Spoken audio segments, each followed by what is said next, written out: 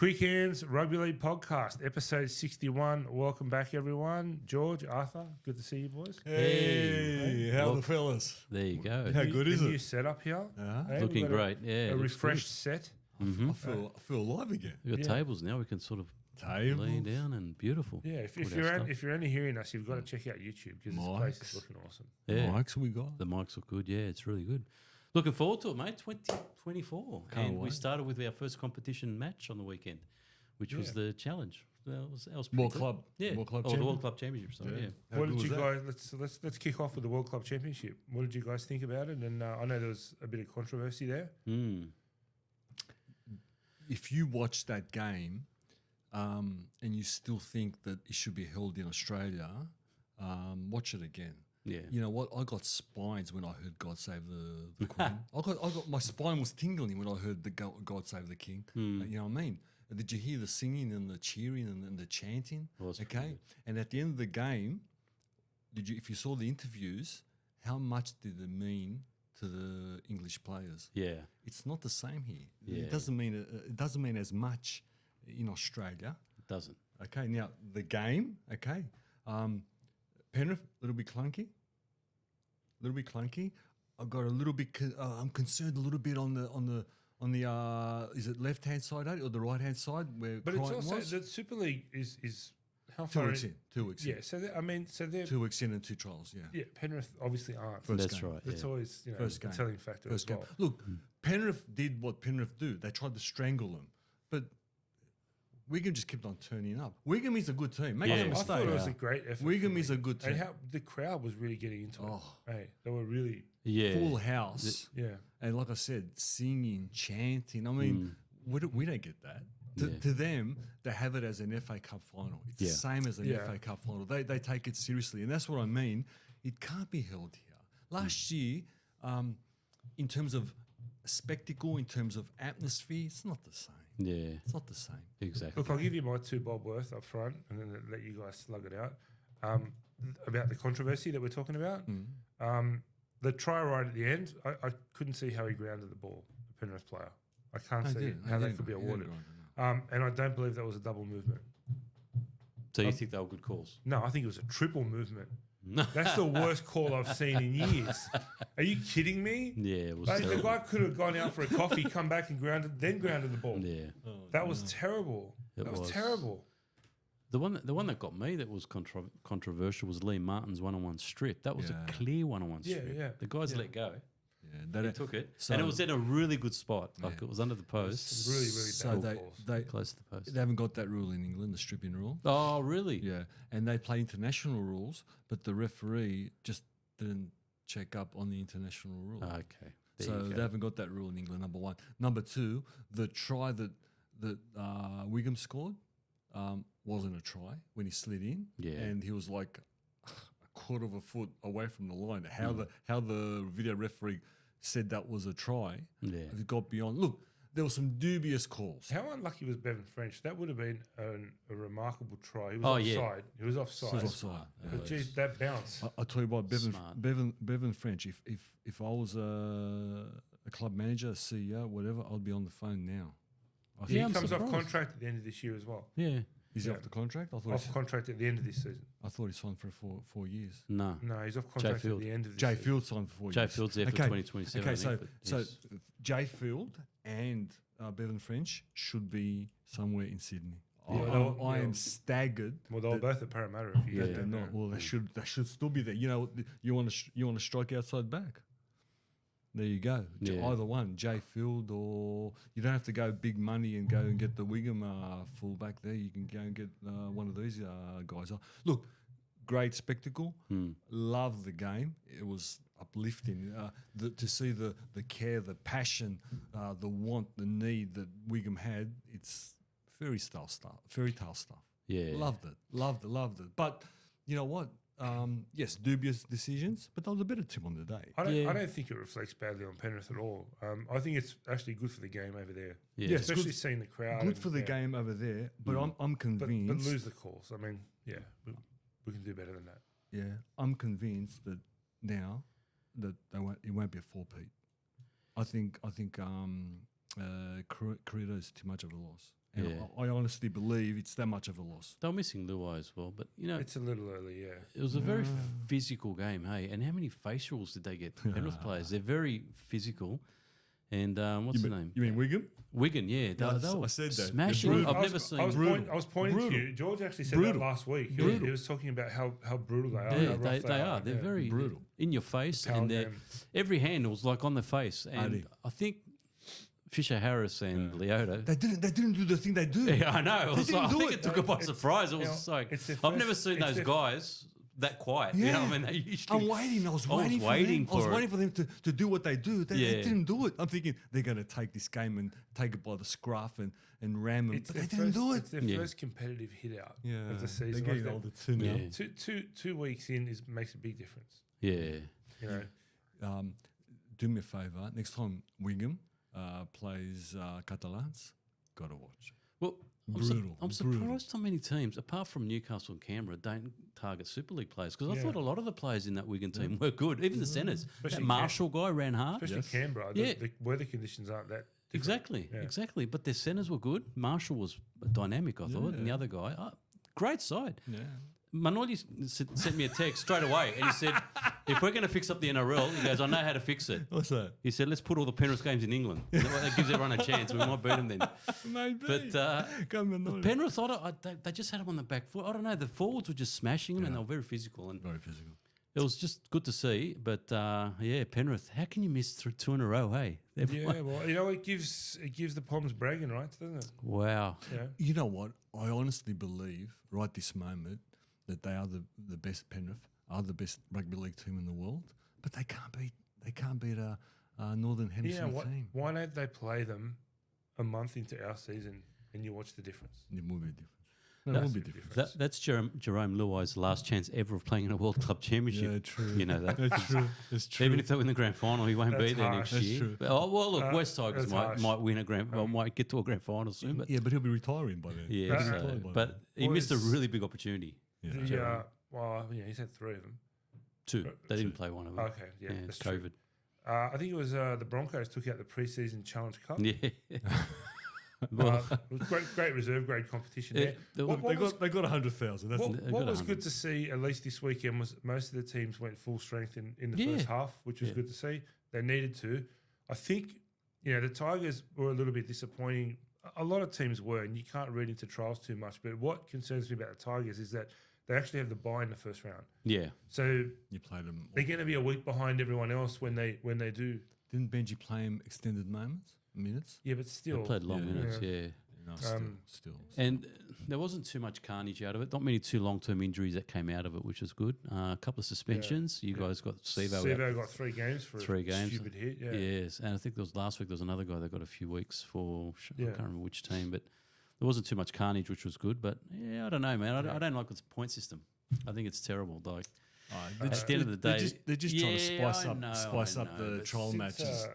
I'll tell you something. I had it in tidbits, but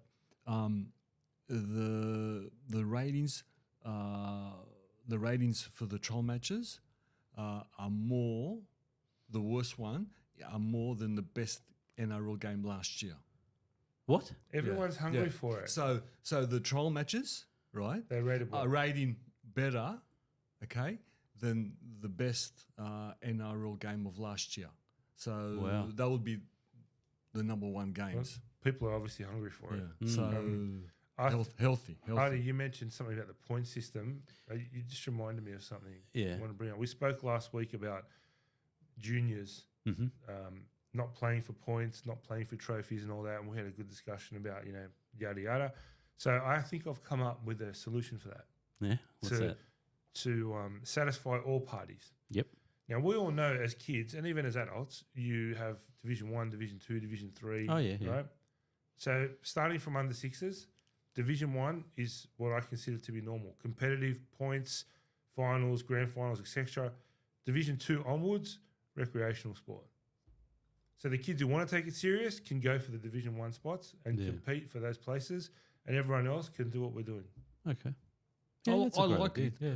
Nico told me before. I liked it. I liked it. That makes sense. It You know? satisfies all parties. You got right? a choice. Yeah. You got a choice. A kid like Anthony who loves playing, is athletic,al but has got that competitive drive, can go to Division 2. Yeah. But the parents are the ones making the decision. They're the ones that are going to say, I want my kid to be compared. They're going to throw them in there. That is true. And, and their poor kids are going to harass because you this know team what, aren't I good. believe the parents who support the current system are the ones who never did it themselves. Yeah. The parents who did compete as youngsters want their kids to compete. Yeah. Anyway, I can't generalise, but It's a good just idea. an idea. It's a anyway. It is a good idea. I think so. Yeah. I don't think they'll go with it, but it's a good idea. No one's going to listen to us. Let's move on. Let's kick in. So we're going to do a review of the clubs, right? Of all 17 clubs. Yep. Where just a quick review. You know where they finished. We're going to look at the spines. We're actually going to look at the spines minus the 5/8, right? So we're not going to include the 6s. Mm-hmm. And just have a general chat. So we'll start with the Tigers, who finished 17th. Okay. So we can, yeah. And so for the spine, we've got, Jareen, what we think the spine will be Jareen Buller, Sullivan, Coruscant, Matamua. What do you guys think about that? What was the sponsor? Buller, Jareen Buller, Sullivan, Coruscant, and Matamua. Working pro. I think if Sullivan stays fit, I think it'll be a good spine. He's a busy halfback and he'll take the lead, but it's a young team. Bit of work. They're going to struggle at the beginning, but I think by the end of the season they'll be not bad. Once Jerome Leroy gets there, it's going to get even stronger. Yeah. So it's a developing spine that's going to be. I reckon in 3 years' time, that spine's going to be a cracker. That's my George? Yeah, I agree. I think the Tigers are an improving team. I don't see them getting out of the bottom 3, but I think they're an improving team. Look, Buller, what'd you say? Coruscant? Coruscant, Sullivan, and who's the lock? Matamua. Well, it's a solid spine. Now, if Benji can improve the people around him, okay. But I think the beauty is in the next couple of years, because what's underneath and what's coming up in the next 12 to 18 months, that's where the improvement's going to come. But look, they came last year, so all they can do is improve. Can't they? Well, look, they lost Brooksy, Sean Bloor, and Big loss. And what's his name? Dane Laurie. I thought they were, and Kim Amola, but he didn't really play that much. And the other big one was the Dave Nofaluma. Yeah. So losing them and replacing with a couple of youngsters. Those Fanua brothers from Manly, I haven't seen much of them, but they're young. It's Sullivan. future planning. So it's future planning. Yeah. So if they take off, it'll be good. I'm just more concerned about the coach. Benji's first year, it's going to take him a while to sort of get used to it. Don't expect miracles, but I think he's born to lead and born to coach, Benji. John Morris will help him. John Morris is there with him, okay, so good. he knows him. And you know what? If he improves this team, if they improve, and they look like they improved in the trial matches, surely just trial matches, and kids like Matamua come up and improve. Don't forget Aiden Caesar. Yeah, and Justin Olam. And Justin Olam. Well, that was going to be my next question. Best buy. Yeah. Justin Olam, Aiden Caesar. Yes. I was impressed. I reckon Caesar will be good. Last game he played in NRL was in the Roosters grand final, Canberra grand final. That was his last game. So 2019, was it? Yeah, so he's played finals footy. He's got a good head on his shoulder. So, yeah, he'll steer the ship well. Who's the player to look out for? That's a good question. Coruscant? I don't know. For me, it's Buller. Yeah, the dream. For me, it's Sullivan. I've got huge raps on that kid. I just think he's going to be special. You know what? He actually looked good in the trials. He's going to be great. He just needs to stay injury free. That's his only issue. But Can Benji improve this current squad individually? I'm not saying. Yeah, I I'm believe not so. saying come. I'm not saying come 8th. I'm saying just improve. If I he can believe so. improve, I think there's troops coming. yeah. I believe so. Look, just to throw in, there's a couple of youngsters to look out for as well. So there's a guy named Chris Fagatu, who's a lock, 19-year-old. He's one to watch. He's a little pocket rocket. And also Josh Folletti. He's a centre from Campbelltown. Yeah. Keep an eye on those two guys. They might make a debut somewhere in the season. So I think guys to watch. I think in the juniors. Folletti will. Yep. He's a gun. Yeah. And both of them. Mm. And in saying that, what I've heard is they're stacked underneath. They're just production line of kids coming through, and that's why I say between 12 and 18 months if we wait with Jerome come in. So this year's, I call it a gap year. Can Benji improve him? Can he stamp his? Benji's going to learn a lot himself this year as well. So. Right? I think so. I mean, I think that's the question, not the team as one. What Benji can do with this group? What Benji can do? No one's got expectations of Benji taking him to the 8, but we've got expectations of them improving. And I think that'll work for them rather than against them. They really don't have that pressure of expectation, right? I mean, everyone's expecting an improvement, but no one's expecting the 8. So I think that'll work for them. Well, Benji sold Luai on what's coming up. Yeah. So again, that's why I say 12 to 18 months. Before we go on the West Tigers, just one quick question, you guys. When Adam Dewey comes back, what do they do with him? It's an excellent question because for me, they need to find a spot for him. I don't know if they will. Yep. They might look at him as a bit of a liability now, which is sad. I'd happily take him. I think he's got a lot to offer. I think he's a really good player. Yeah. You know what? He's probably a natural 5'8", but if you put him anywhere, it's going to be in the centres. Yeah. I think he's a competitor. Yeah, I think I think Benji will put him in the centres and have a look at him. I really do. Do you think he could go to the back row? Depending on what happens with his knee, he's big enough. He's big enough. He's big enough. But you know what? I don't think the pack's the problem. Clemmer, Coruscant, Stefano, Papaliki, Bateman, Marumula. They need to get more out of those guys. They've got to get more. And this is the question. What can Benji get out of them? I'm not expecting 8. I'm expecting a competitive team. You should bring Blocker in 2 nights a week. I should absolutely bring anyone, bring someone. I think they'll be okay. I think they'll be an improving team, but again, probably in the bottom 3. Hopefully, we can get your dad smiling a bit more this year. Yeah. Well, you know what? He did say to me that if in his words, if no lose too much, okay. So if you don't get flogged, he'll be happy. So, Artie, let's move on to your mob.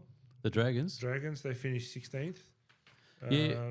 I walked past and all the Dragons are lining up to get grand final tickets. They won their first trial game last week, so they're all excited. Good. They look good. They were impressive with their energy, their fitness, and their defence. They defended 3 or 4 sets in a row, and they looked really good. Yeah. Now Flanagan's a big key for us. It's a great start. I'm thinking I'm hoping he's going to be the buy of the season. Forget players, it's a coach. If you get the right coach. And that's what Flano's going to bring to us, and that's what we're all excited about. He already put that down, right? So just so everybody knows, right? Yeah. You know, we've obviously got some show notes. Yeah. And I'm looking at buy of the season, and some of them are coaches, but anyway. Yeah. No, I think he's going to be the buy of the season, and one thing that was pleasing, which I've noticed, is he got a lot of bad raps the last few years, but Kyle Flanagan and Ben Hunt might make a pretty good halves combination. Yeah. I noticed he takes a little bit of the pressure off Ben Hunt, and he looked so good yesterday. I was last weekend. I was impressed with Ben Hunt, and he was smiling, man. He was having a good time. So if we can get Ben Hunt smiling, looks like he's got a lot of confidence in this team as well now, like the way he was playing and that. So Kyle Flanagan is also going to help us as well. I didn't expect him to be that good. Defensively, he's very good as a half. I think playing under his father is a whole different world. Yeah, so it's the battle of the Flanos. And we did mention earlier we're being a little bit cheeky. We've excluded 6s from our spines. Oh, yes. For no apparent reason. But so looking at the Dragons' spine, is it going to be Sloan, Little, Hunt, and DeBellin?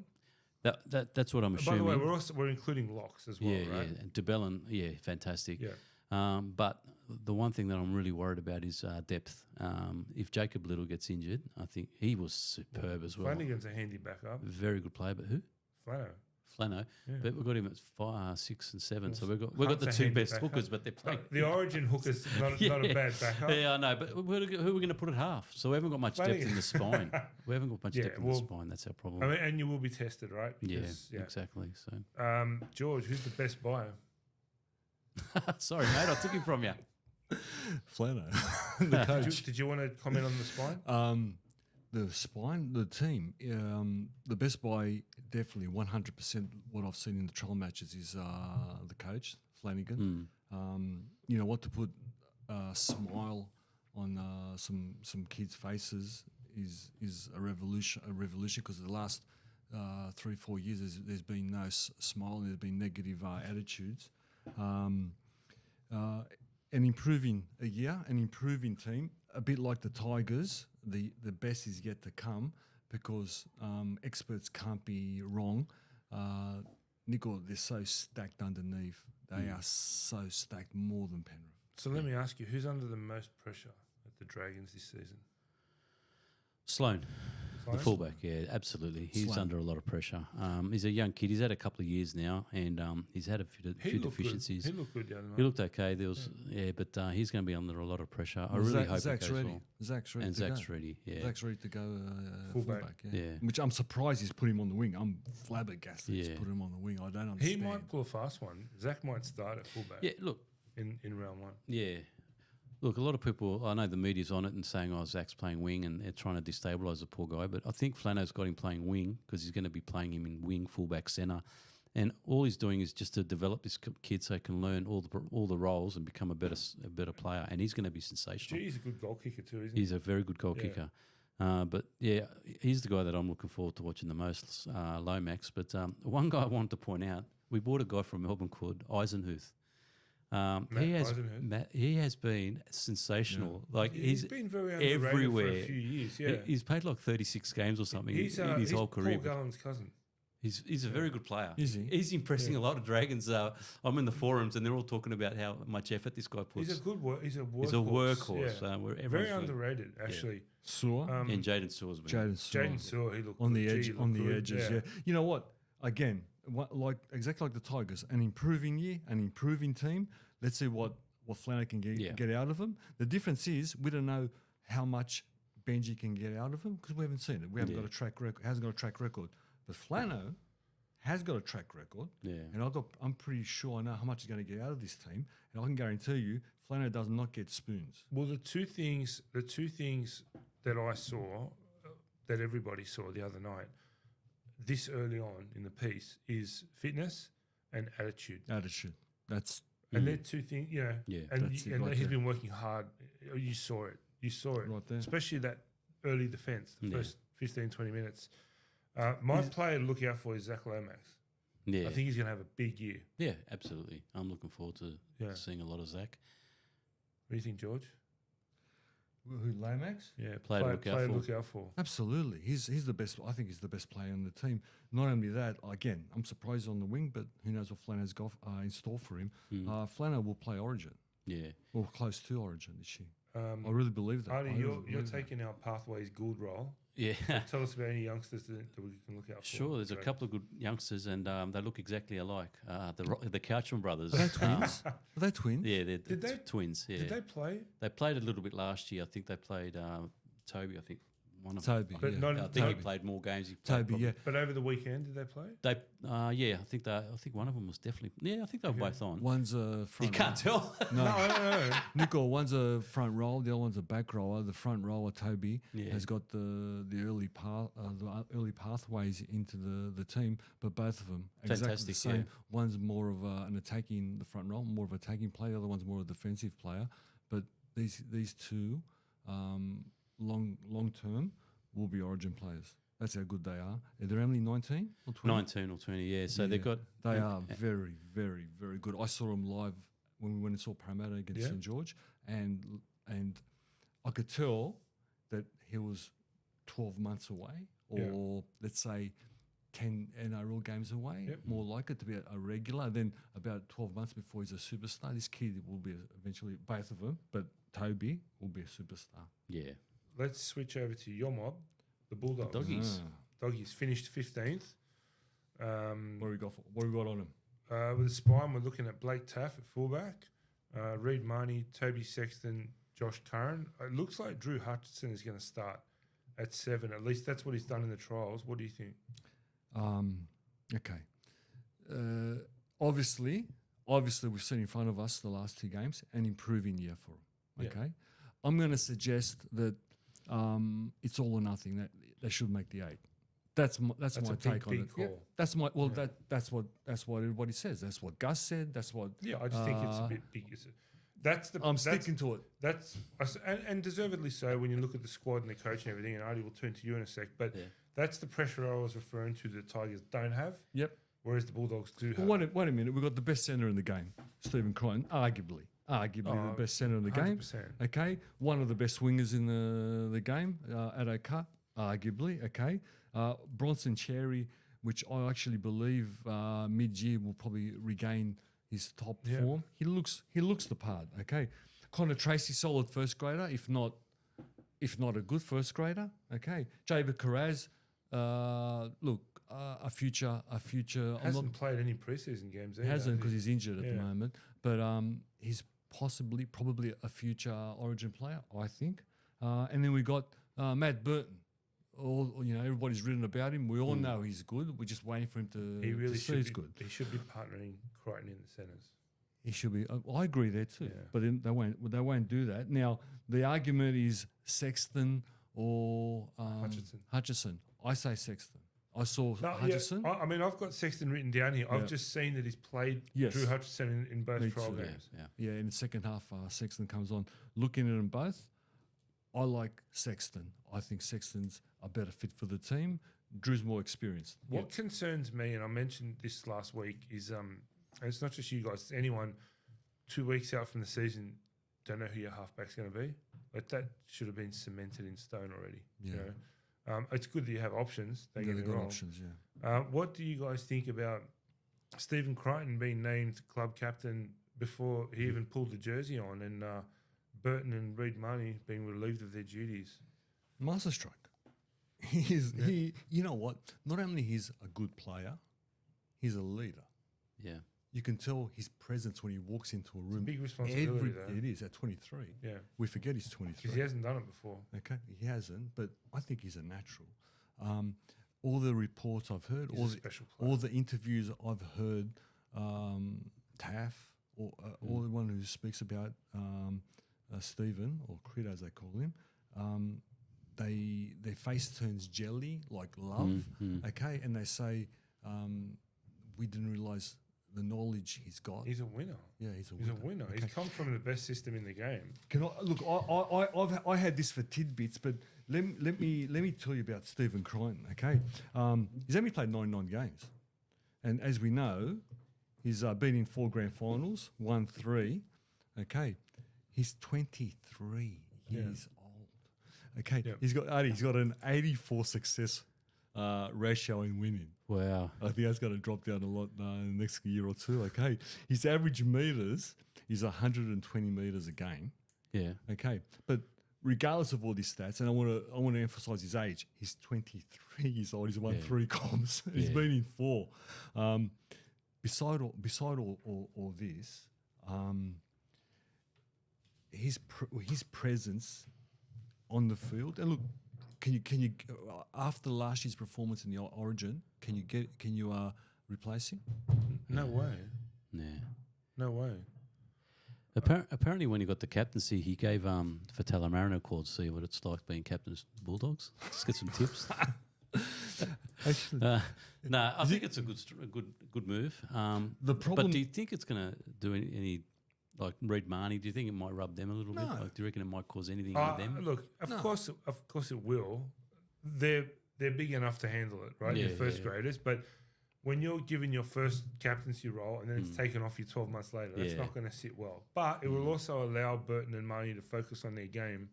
Well, you know, because the captaincy weighed down on those guys. I don't think Burton really enjoyed being the captain. You could tell I don't think he really enjoyed it. He was also learning a new position at the same time, is it? Now, Marnie's a born leader as well. Marnie's a born captain. And in different year last year, and can I say the 2 trials he had, he's picked up where he was last year. Just tries too hard. You might remember I said to you like 2 or 3 years ago, he's a future captain. No, he will be. He's a born leader. He's a born leader. But you know what I reckon? I reckon when Crichton walks in the room and he has that effect on everybody, I'd say that Reid is big enough to say, yeah, well, the guy's a champion. I think Phil Gould's made the right decision appointing Crichton captain. The only problem we have with the Dogs, okay, in round 6 or 7, we start getting niggling injuries and we're needling up to play, okay, our middles, And may I say, Josh Curran is outstanding, and if he doesn't start, I'll be a monkey's uncle because he's got him off the bench. Our middles with the bigger teams might get worked over a little bit. Yeah. That's the problem. That's where the problem is. I reckon with the Bulldogs, I think Stephen Crichton going to fullback will be a good move because people forget how good Bronson Sherry is. He was a great player. He's starting in the centres. Yeah, and that's why I would put Crichton at fullback. I think he wants to play fullback. But Taff? I know, maybe put him at 5'8". But you got Sherry and who's the other centre you got on the other side?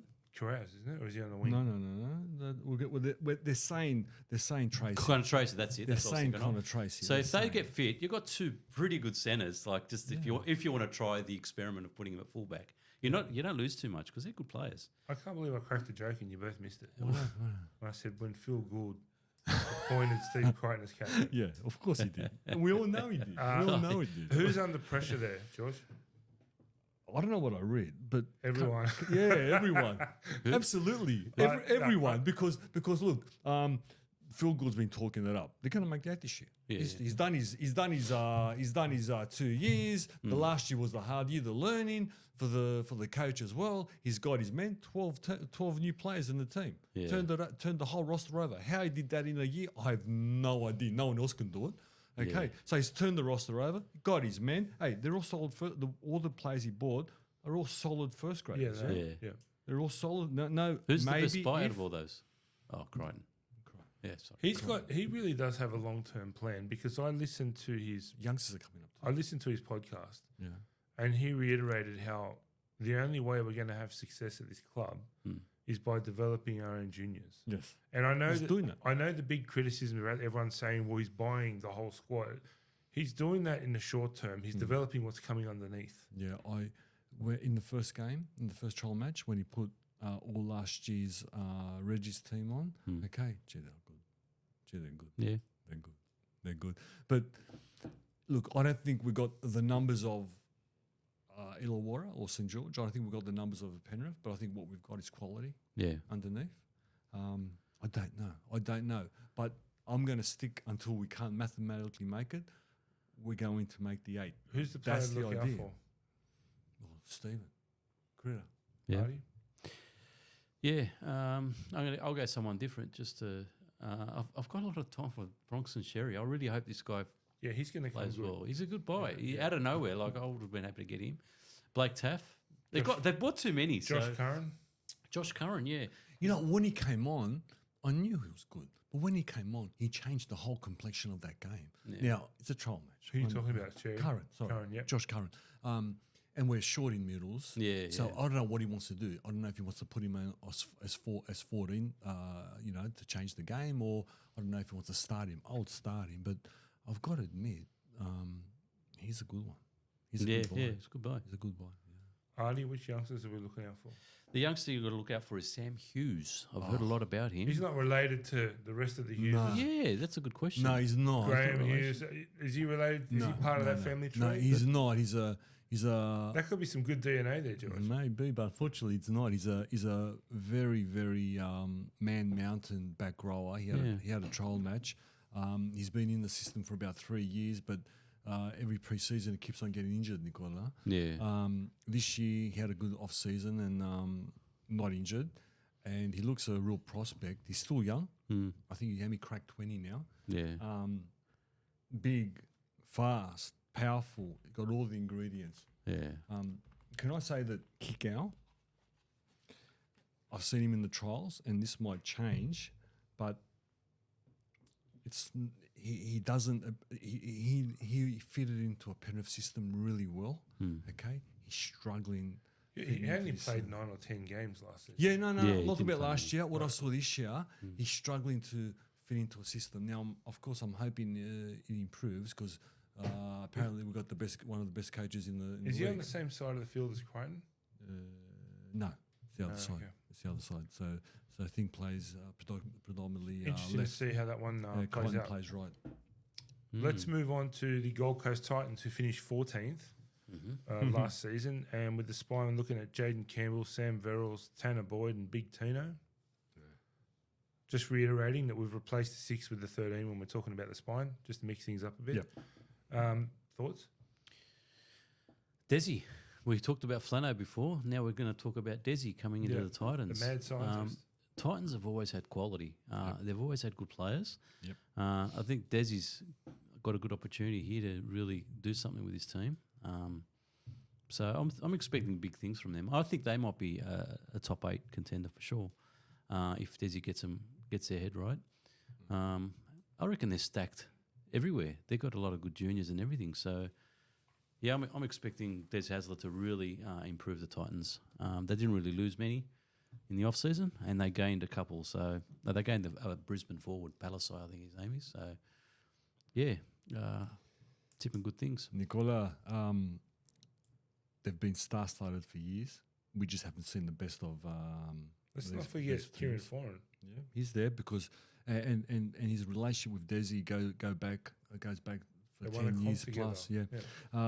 This team is going to surprise everybody. We know Desi is in the business of winning comps. Desi will put him in the 8 this year, and he'll keep on developing these players. And the other thing that he's going to tell us is they're stacked underneath as well. Yeah. Okay.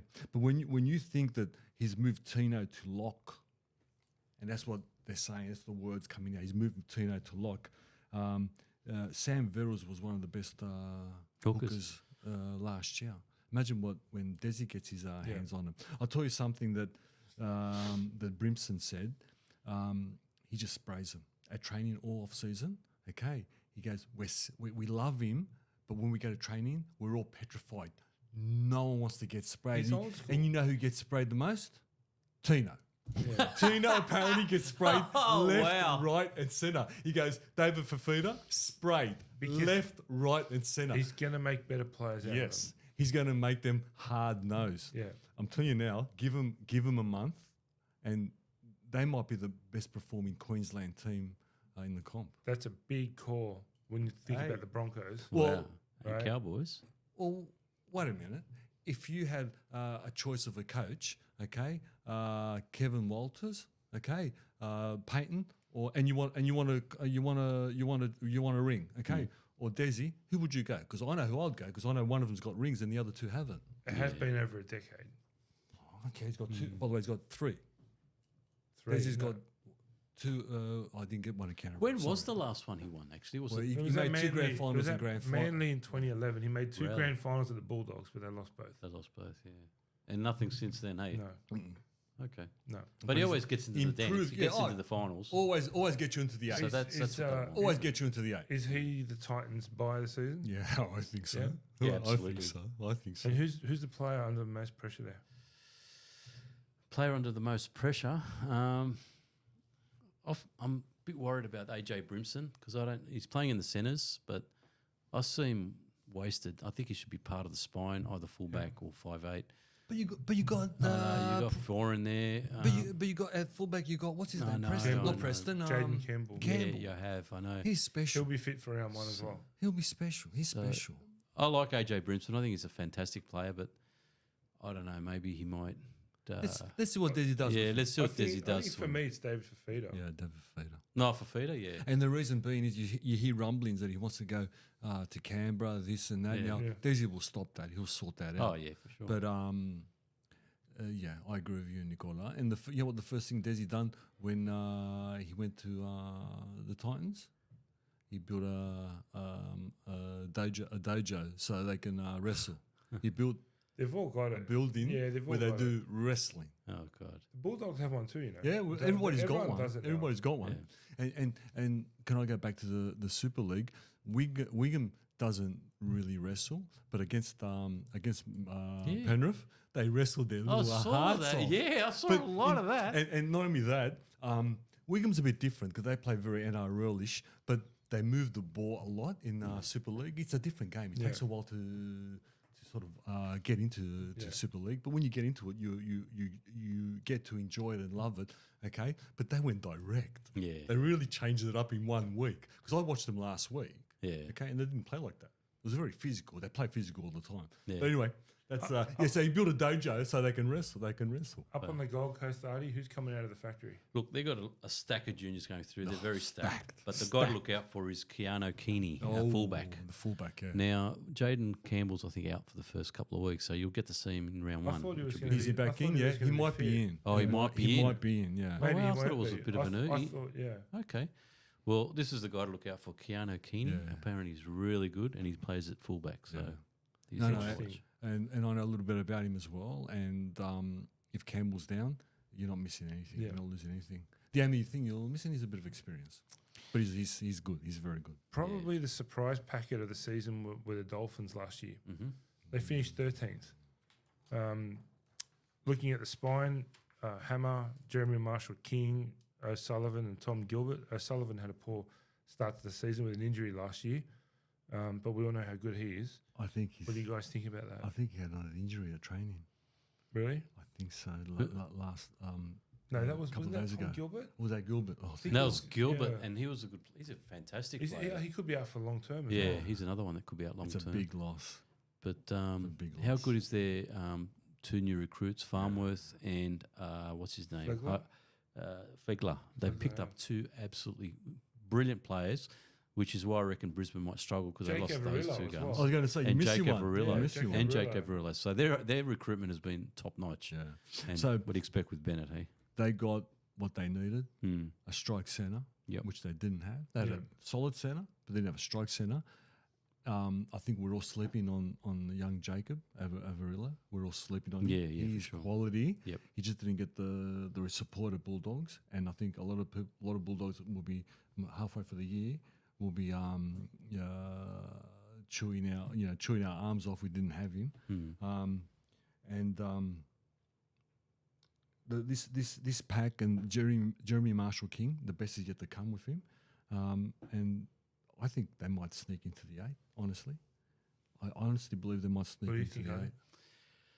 Yeah, I don't know. They showed I a don't lot. think.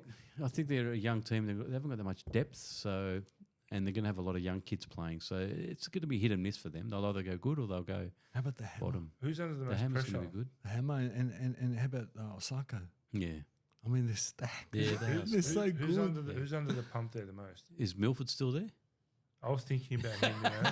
I was actually thinking It's about got to him. be him. Yeah, Come on. Yeah, I was thinking How about many Anthony Milford. chances? Yeah, I don't know. Sean O'Sullivan? yeah, maybe. I mean, like I said, he had a horrid year with Injury, injury last yeah. Yeah, season. it's just injuries. But yeah, he was good at Penrith before that. So, How good's Flegler? Yeah. What's Flegler going to do? That's fantastic. I'm telling you now, this team. that's also a club with a huge junior base as well, right? Okay, so Redcliffe. Artie knows more than me, but I said it last week that you can start from under sixes, go all the way to first grade, the same jersey, and from 13 on, same systems. Whatever Bennett puts in first grade goes all the way down to 13th. Stacked is not the word. Their Reggies played a Q Cup team and beat them by 50. Anyone in particular we can look out for? Yeah, there's a guy named Jack Bostock who's a sort of centre winger. He's a good player to watch. He actually played juniors in the Dragons and he was a star there. He was really a standout player. So he played a bit last year in the Dolphins, played some games and looked pretty good. So he's the guy to watch, Jack Bostock for sure. All right. So finishing 12th was the Manly Seagulls, now under Anthony Seibold. Looking at their spine, we've got Turbo, Lachlan Croker, DCE, and Josh Alloway. Did I pronounce that correctly? Alloway. Can Turbo stay on the field for starters? Yeah, that's a big one, isn't it? Yeah. No, I haven't seen it for the last 4 years. I doubt it. I doubt Turbo will stay on the field, or he'll play half a year. If he does stay on the field, though, that's top 8, basically, isn't it? They really he will do exactly what Ponga did to the Knights. That's what Manly will do. He'll do to Manly. How do you say that? He's just a dynamic player. Well, He makes a difference. He makes a huge difference to that team. He's outstanding. So you're assuming that all of a sudden Josh Schulster from playing, I want to play, I don't want to play 5'8", he's going to be a superstar. Well, on he's the playing edge? in the back row, mate. Well, So he's Well, I haven't seen it, so I'm just asking. been very DCE. disappointing considering they re-signed him for quite a substantial amount. 850, yeah. What can we expect from Seabold? Well, go through the spine. What's the spine of that one again? So Turbo, Lachlan Croker, Cherry Evans, and Josh Alloway at lock. That's pretty good. It is. Croker had a really good season Yeah. last year. He was not many people talked about him, but he was fantastic. Why don't I trust this team? Is it Why don't I trust when you them? say trust? Are you talking about Seabold systems, or are you talking about the players? Like, Well, you know what? what can we expect from Seabold? What's he going to do different to Desi? My problem with Seabold is that he lost Flanagan. Okay, Yeah. now Who took his place again? I'm not sure who's, but he might be a good communicator. Oh well, he's got. You mean in terms of assistants? Yeah. Yeah. He's got Michael Ennis and Jim Dimmick over there. There you go. I'm not sure who They're the not actual bad. assistant coach is, but No, they're good communicators. Now, in terms of, I'm going to say it again. I'm going to say it very clear because everybody thinks I hate him. Okay, he's forgotten more Seabold than I know. Okay, so yes, he's a student of the game. He's a very good coach, but every time I hear him talk, I don't understand what he's saying. I really don't understand he had a what bad he's run saying. at Brisbane, but before that, Okay. he got the He Rabbitohs to a did premium. get South to Yeah. they won a comp, didn't they? Oh, no, that was Bennett. Okay, No, they didn't win with Ben. and I either. look They at lost to the Penrith. who when Sam was playing, they won the comp. Who was coaching? That was there? Maguire. Michael Maguire. Oh, of course. That was 10 years Of ago. course, it was Jordan. Madge. That's a long time. Sorry, it was That was Madge. 10 Sorry. years ago. That's right. Oh, my apologies. Okay, but I look at this list. Okay, and like I don't believe Luke Brooks. Well, I was about to say, I don't believe it. We're talking about the spine, but we haven't mentioned Brooksy. I don't believe it. I don't. I know that I haven't seen it. Yeah. Yeah. I haven't seen it. Consistently. Would you say Luke Brooks is there by the season? Yes, probably is. 'Cause he's the biggest name. I think that kid by. needed a change of environment so badly. I think Yes, he'll do yes, and yes. And is there been potential for Luke? Yes, but have I seen a solid body of work? No. No. Okay. Then we go to the forwards. Okay. I don't trust Schuster. I don't trust Ola Kawate. He's very good. But they've got a good mentor in Jake Trebojevic. Look, I love He'll Jake. put him in place. I love Jake. I was just thinking about something. I love They've got three halfbacks. Have They've they? got Cherry Evans, Yeah. Luke Brooks, and Jacob Arthur. Well, he's probably the one to watch. They've got three halfbacks. He's the 14. He's the 14. he's the 14. Look, I don't trust this team. I don't think they'll make the 8. I think actually they'll back end of the year they'll probably bomb out pretty hard because I haven't seen it. Who's under the most pressure? Besides Seabold, Schuster's got to be under pressure, Buddy? and of course Tend to Tommy agree. Yeah. and Tommy. And I Tony. don't think Tommy's necessarily under pressure. He just needs to stay healthy and fit. Yeah, but Schuster he's- will be under the phone. Tommy's never had a form slump. It's No. just the injuries and I'm not questioning his play for God's sake. No, Tommy, if he gets a full season, he's a superstar. But when's the last time he had a full season? Yeah, exactly. When I was had it? hair on my head. When was the last time? It's a very long time. I bet you It was during the COVID year when he got mad at Dally M. I bet you if you look at the stats and see how many years he's played, he's probably hasn't even played half those years in terms of games. Who are they turning out of the Brookvale Juniors? They've got a young little nuggety hooker called, what's his name, Gordon Chan Kum Tong. So he looks pretty Outstanding. good. He played a few Outstanding. games last year. Outstanding. And he That's a looks solid. So Outstanding. he's a bit of an impact player too. I saw every time he came on, there was a bit of energy brought into that team. So, I think he's a 5'8" or fullback in the corner, but they're using him as a dummy half. Okay, Yep. pace to burn. yeah. Nuggety, short, very strong. He's one to watch. And if Croker goes down, and is he on the bench? Not even on the bench.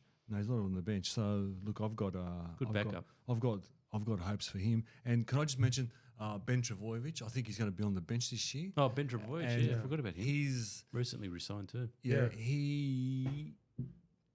I'm not going to say that. He's very good. I suggest to you in the next year or so, he'll be in the top echelon of this team. Okay. Yeah, he's that Yeah, good. I I think so. believe he's that Yeah, good. And he's a bit absolutely. more of a utility I player. wonder who the coach will be when that happens. Well, I don't think it'll be Seabold. I could be. That- What spot does he play? Is he a centre or You know what? I think he's a centre, but I've got this funny feeling. He looks like a back row to me. he's got He's got big shoes to fill. He's got to fill Morgan Harper's spot, doesn't he? Oh man, it's gone already. It's over. It's over already. But he's Parramatta's buy of the season That's because it. he's the only player we bought this season. Who's Manly's buy of the season? Harper. Brooks. Manly. Oh, Manly. Oh, yeah, Brooks. Yeah, Must Wood be Brooks. Brooks. Yeah, okay. Yep. Brooks. And could I just override something? I had Brooks as a good year. Yeah. I've never seen I it. think we all do. I've think never we all seen do, it. You know which guy I'm interested in there? I'm surprised the Saints didn't get this guy. Nathan Brown. He's he's- actually he's- just extended. He's re-signed. He's and extended. re-signed. Yeah, he's fit in real well there. That's a good signing, man. That came Absolutely out of nowhere. is. Yeah, absolutely. Like, well, if a team's looking for a good yeah, forward, mate, he's really good. it's a good pickup. really and they're good. probably getting him for like 50 cents a week or something. Yeah. And Happy you know, Meal. You know what? He's one who's been in successful systems, and he's one who might make these. I call them fringe players because I don't think Ola Kawatu. Olakwatu. Did you guys- He's a 4-game-a-year player. He Did you plays guys good watch for the 4 years. Manly I think you're a Way? bit harsh on him, man. I thought 6 he was. games. I thought he was great. Did you guys watch the Manly Way on YouTube? No, not yet. How would tell me? Okay, so there's I think 6 parts. One of those parts was basically a 24-hour boot camp where they got rain rugged, like non-stop. You got to watch it. It's on YouTube. And Nathan Brown won the player of the of that. Oh, So it doesn't surprise Yeah. me. and they It re-signed doesn't him on the surprise back me. of that. He's They got a re- point to prove. He's on his Yeah, last legs, I think. yeah. So yeah, he'll go. So another disappointing finish last season with the Cowboys, who came in at 11th. Now the spine, you're looking at Drinkwater, Robson, Chad Townsend, Jason Tamalolo. That to me is an absolute gun spine. I love that spine, and I hope for the only Egyptian Cowboys supporter in Australia that they go well this year because he's really hoping they do. They're a top side. They're a top side. Looking at them on paper, They're a and top even side. when I watch them play, they're very good to watch. I don't know what happened last year. What happened last year? It was a slow start. Their start was really, really slow.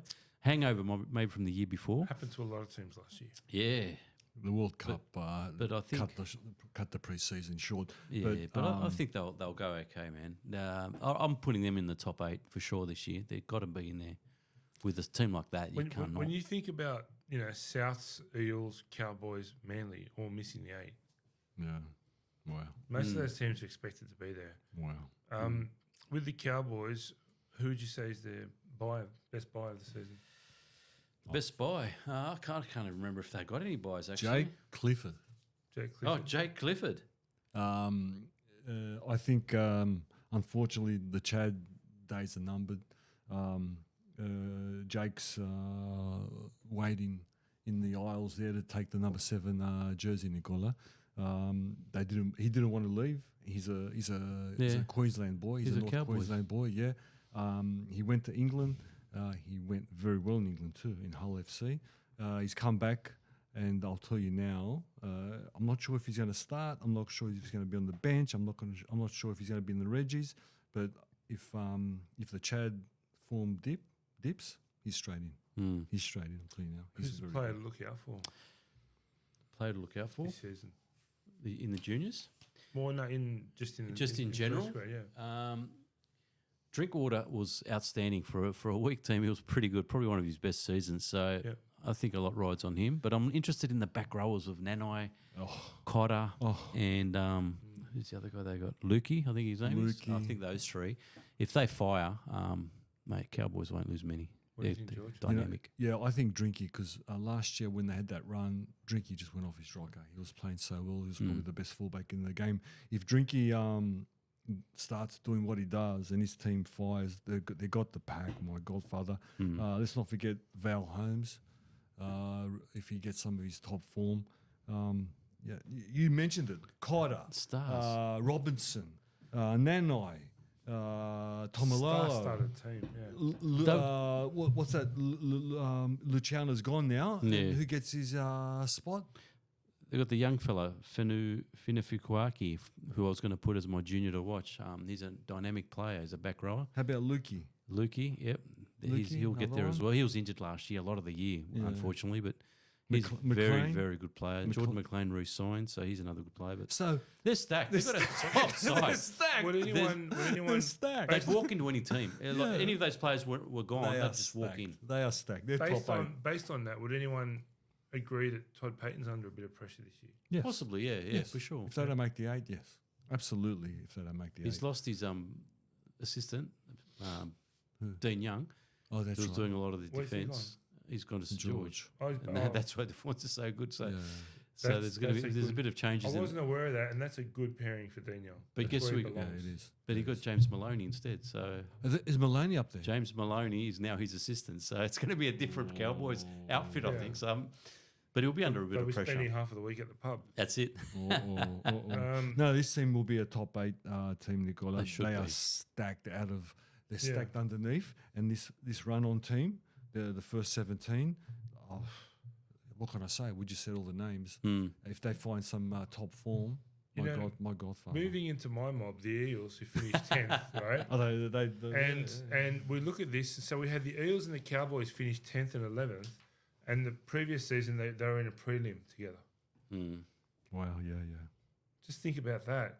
So the Eels came in at 10th with the spine. You got Gutho, Hands, Moses, and Hopgood.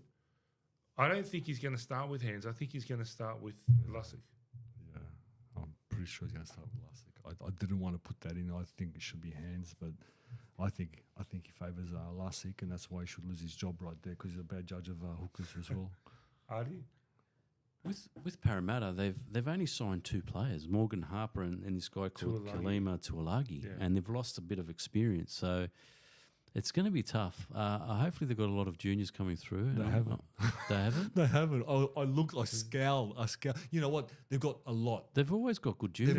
They've got a juniors. lot. I'm not sure if they're good. It's just that they don't play for Parramatta. They go They've up got elsewhere. good juniors. Yeah, okay. I hope so. But yeah, it's going to be tough for Parramatta, but it's a quality team. It is a good team. So there's no reason why they shouldn't make the 8. Absolutely. They've got a very powerful spine. One of the best spines, I think. When you got to say that your best buy is someone who's not starting, he's not in the round 1 squad. Oh, jeez. I'm not sure what else to say there, but when it comes to who's under the most pressure, I'll put my hand up and say Brad Arthur. Yeah. Oh, that's easy. Yeah. That's easy. Yeah. Who's the player to look out for this season? I think Dylan Brown needs to really step up. He had that big time off or that misdemeanor. So I'm looking for a big one for Dylan Brown, and he's the type of kid that will go out there to really pay back the fans. So he's a guy I'm going to really look out for. Mitch, man. Mitch? Mitch Moses. He's the dream. He's the man. He's the key. But I don't believe this team. No, another one you don't believe. I don't believe it because I look at who's on top, and I don't believe their coach anymore. I used to. I've stuck up for him for 10 years, and the realization came middle of last year that you know what, and you know they had so many disruptions last year. Disruptions, I get injuries. It. Yeah, I get it. I get tough last draw. year. They had the worst draw as well. They did. It's I this get year last again. year. You got the most 5-day Really? turnarounds. Oh, yeah. actually. I understand last year, but the minute he said that Lussick should play hooker, I'm over it. I don't care because a hooker in this team should do one thing, and that's it. And guess what? Hands does it better than Lussick. I don't care.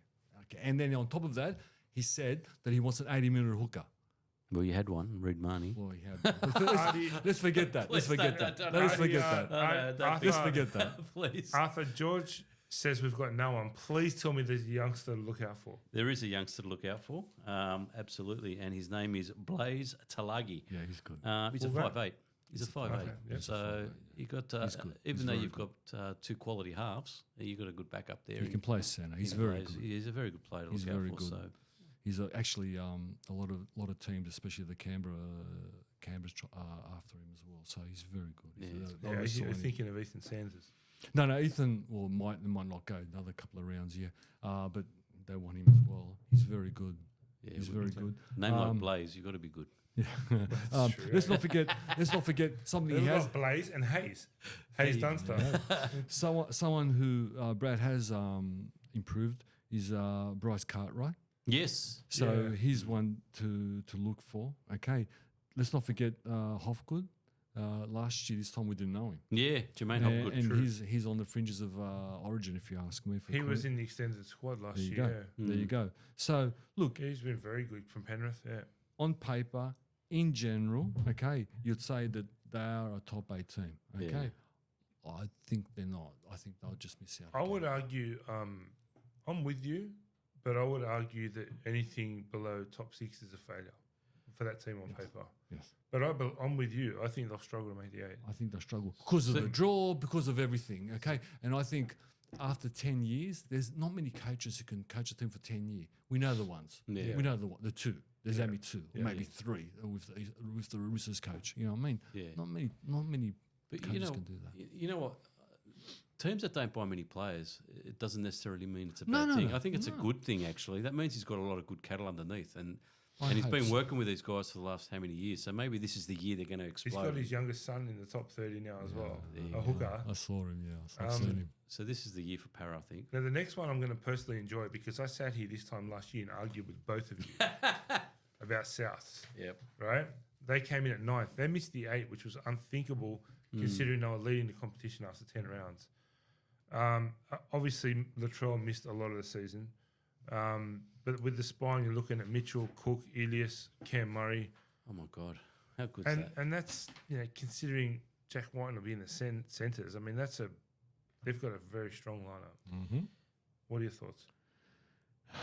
There's only 2 questions in this whole conversation we should have, okay? What top of the draw are we going to get? Number 1. And number 2, how does Dimitri improve Ilias? I think if Latrell, That's the only 2 questions we answer. I think the second one's semi-dependent on the first one. I think if Latrell's fit, we know what we're going to get. I think, right? I mean, he's up there. He's one of the best fullbacks in the game. One of. He's not the best, I don't believe. But if he stays fit, I think we know what we're going to get. And so much of that team, whether it's Cody Walker, whether it's Ilias, whether it's Damien Cook, comes off what Latrell does when he's playing well. That's my opinion. Yeah, I think that spine you just read out is probably the best spine in the comp by a mile. That is just unbelievable. But yeah, Elias got a lot of pressure on him this year. Absolutely, he's the guy under pressure, but also his partner's got to help him out. I think we got to expect a lot out of his. Let's talk about this this team, because this team should be in the grand final if everything goes right. Okay, if Latrell decides this year I'm going to play, okay, and removes all that shit out of his brain, and comes and does what he does, being the most damaging ball runner in the game, okay, then the whole team changes, okay. Now we've got about Ilias. That's what I just said. That's what you said. Ilias has got to grow up, okay. I get it. Cook's on one side, Cody's on the other side, okay. Murray's not next to him, and Latrell's at the back. I get it. How a 22-year-old boy can be overawed, but you know what? If he doesn't, because I don't know any team who's won a comp without not only a competent halfback, a really good halfback, okay? He has to take control. He'll make it much easier for everybody around him if he takes control, kicks, tackles, but guess what he has to do, which he doesn't do? He has to go into the valley of death. Because the minute he goes into the valley of death, okay, all of a sudden it frees up Cody. Because he's got a staggered line. Can I pose a hypothetical to you? Yeah. If Ilias doesn't impress, can either White or Cody move to 7?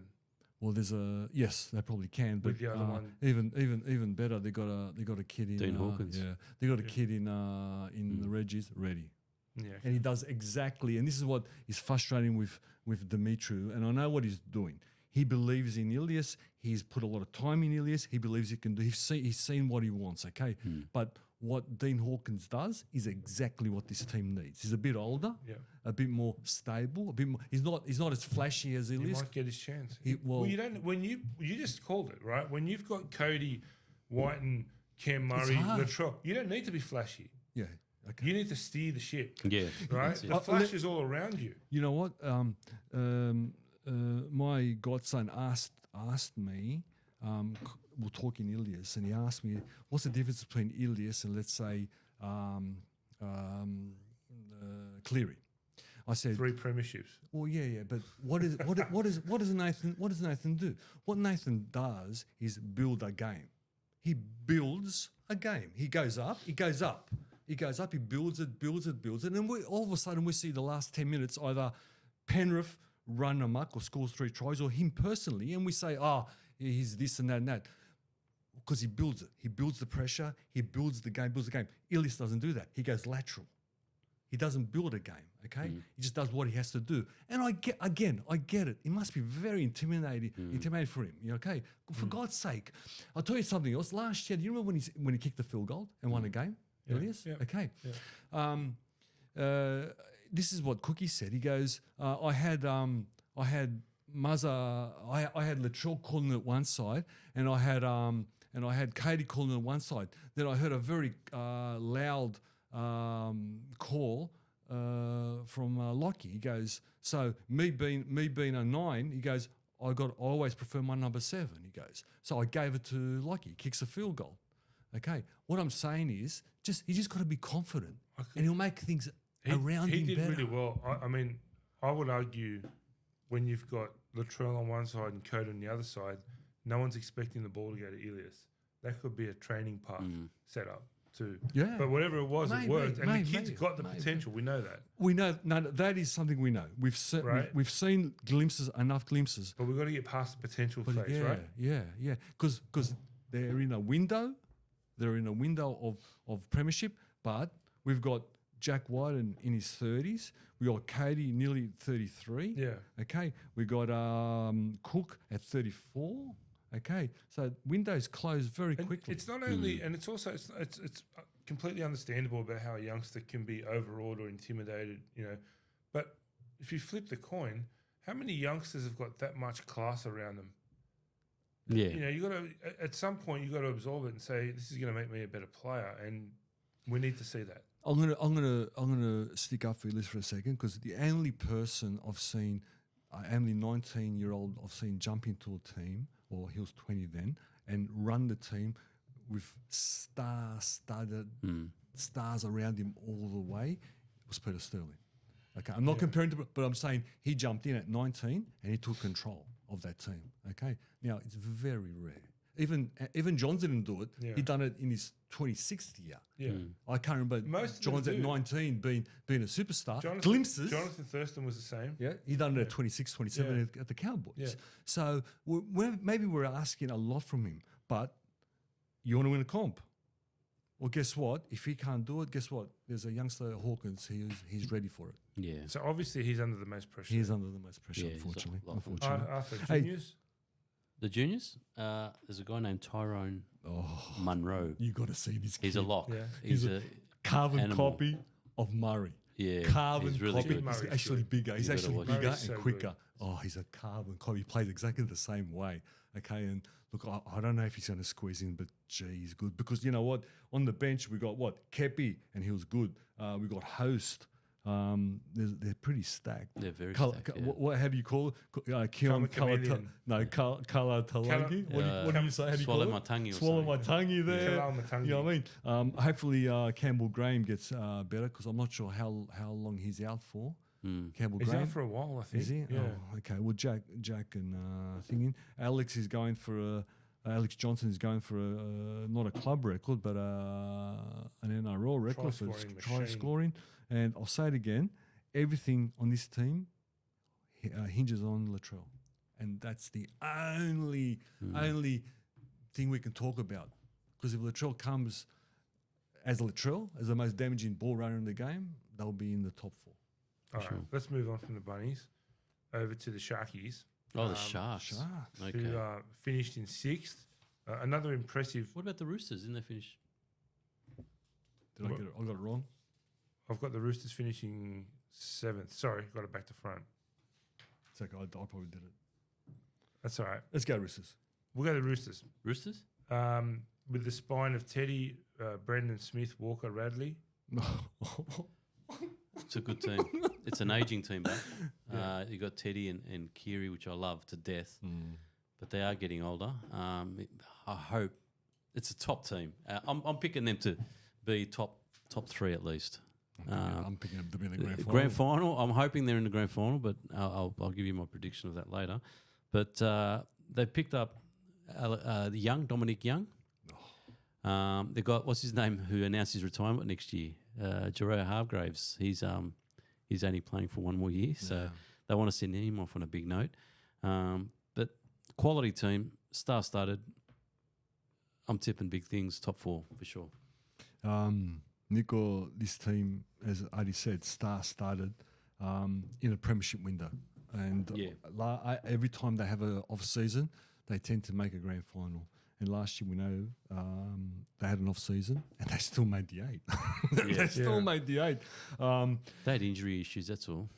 Yeah. You know what? It's Sualilis, whatever. Sualiti, yeah. It's his farewell year, Nicola. And this kid's just going to keep on getting better. Young, I think he'll go to another level. He was one of the best wingers in the game. And Spencer Leniu, he's another one they bought. Spencer Leniu, if they use him exactly, and I think he went there to start, but if I would use him the same way Penrith used him as impact, and I think they will. And when he comes on, he's going to have this thrust in this team. And let's not forget Butcher. Let's not forget Smith, Victor Radley, okay, and Smith at the back end of last year was starting to learn how to play a hooker. Always a good player, never has a bad game, but he was starting to learn how to play a hooker. Now, if that continues and he keeps on developing as a hooker, my godfather. I think Sam Walker is in his window now. He's in his time. He's had 2 years to learn how to play halfback. He came in very young. Luke Keary, the old man. The experienced campaigner. He's a gun. Underrated. And you know what? I will not hear a bad word about Teddy. I will not hear a bad word about Teddy. I don't care. He had a bit of an indifferent season, but by his standards, Yeah, but Teddy is given us enough over the last decade, you know what I mean, to, you know what, we've got such high expectations from Teddy. Yeah. If he doesn't get a 9 out of 10, we think he's had a bad game. You know what I mean? So he's perfect for this team. And this team, how it's been coached, will be close to a grand final. Who's their best buy? Dominic Young, Spencer Leniu? Dominic Young and Spencer Leniu. It's out of them two. Yeah. For the position they need, I think Spencer Leniu, will be the one that's going to Actually, I agree with that. Yeah. I agree with that, yeah. So who's the player to look out for? The youngster have a big season. He came on in the semi-final against Cronulla, Sanders Smith, and I thought he was outstanding. He's only a youngster. He plays anyway. He's a utility. You can put him in the halves. You can put him in the hooker. But Sandor Smith is the guy that I've got earmarked as the guy to watch in the juniors. Youngster? Yeah, Nicola, you can play him at hooker. You can play him at 7, explosive speed. Great player. When he came on in that semi-finals, he changed the whole completion of the game. They were behind, I think. Yeah. They were behind. He came on, he completely swung the game. Short, nuggety, powerful, just a powerful young man. That's how you can tell a good junior A, when they come on at a time when, you know, the team's in trouble and it's a big game and they just perform like it's nothing. And he's 19. And he's 19. Also no pressure on him at that moment. Yeah, as well. true. Yeah, true. What about Manu? So is it confirmed it's his last year? He's going to go. Is it confirmed? I'm not sure. He's not confirmed, but I hope not. chances are he's going to go. Man. But Adi, how about Manu? we throw it away like one of the best centers in the game. He's the best center. He's so good, Nicola. He's so good, and I think my favourite player. We didn't see his greatness last year. I think this year we'll see his greatness. Manu as well in the back line. Oh, God damn it. So I'm going to backtrack a little bit. This team is good. I got the order a little bit mixed up here. What about the Warriors? We had the Warriors finishing, was it 8th? Yeah, I got Where did they finish? maybe. No, they finished top 4, didn't they? They finished top 4. They did, didn't they? Yeah. Top 4, yeah. Yeah. So, okay, I've got the order wrong here. So let's forget the order and just move on. Yeah, let's go back to the Sharks. Okay, we'll go back to the Sharks. Looking at the spine, Will Kennedy, Brady, Hines, Dale Finucane. Thoughts? Now, I know Adi's got a lot to say about this. Go for it. Rip them apart. Rip Fitzy apart. Look, and everything he says is spot on because they have had the softest draw. This will be the 3rd season in a row. And they've not won a finals game. They've got to stop giving Enhausen the draw. It's true. to pick the draw. Got to stop. And Giving him the against, draw. I think they only won 5 games against the top 8 teams or something. So they had a really poor record. They can smash the bottom teams, no problem, but it's just the next step, you know. So they're going to be under a lot of pressure. They've got to improve. They can't keep, you know, getting the soft run, getting into the finals and getting knocked out, losing every game. So I think Fitzy will be under a lot of pressure. But unfortunately, the guy that's going to cop it is Nico Hines because he's going to get the blame. And I love Nico Hines. And he needs to stand up too. Yeah, I don't know. I think he does as good as he can. I don't think he can do much more. It's just, I don't know. He's the flagship player. He's the halfback. He went over there on a big deal. He did. He won Daly M. He had a blinder. He won Daly M. He represented New South Wales. Fitzy's had the good players around him, but they just can't finish the job. Nico, a very settled team, and all they can do is build. I think getting rid of Moisa and putting in Tricky Trindle is a masterstroke. Yeah, I would actually put Braden Trindle. Oh, okay. I call him Tricky. I don't know. You're thinking of Daryl Trindle. Yeah, I know, but I'm just calling him. I'll call him Trindle. There's only one Tricky Trindle. Okay. Putting Tugger. Remember that one with Tugs hiding in the trees. They've lost a bit of experience, eh? They lost Wade Graham and Moylan, so that's wait till Fanil Blake shows up. I wouldn't worry about Moisa. I think Trindle's far better. I actually would put Trindle at 7, and why? Because Nico is so ball dominant. Wherever he stands, all you do is stack that side. Just shift one defender over, and you got that side stacked. If you put Trindle at 7 and as the main ball carrier, Nico's ball dominant. He's going to get the ball. He's going to be dominant. He's going to go into the and the good thing about Nico, okay, which many halves don't do, which 5/8 should do, he goes into the valley of death, as I call it, just before the line and plays in the line. Okay, so me personally, I don't know if Fitzy will do it. He's a much better judge than me, but I'll put Trindle at 7 and Nico at 6. That's me. The forwards, they know that what's his name's coming next year. Fanil Blake. They know Fanil Blake's coming. Now, Fitzy has got to get much more out of the whole pack. I was going to pick one of them. He's got to get heaps more out of the whole pack. What's that?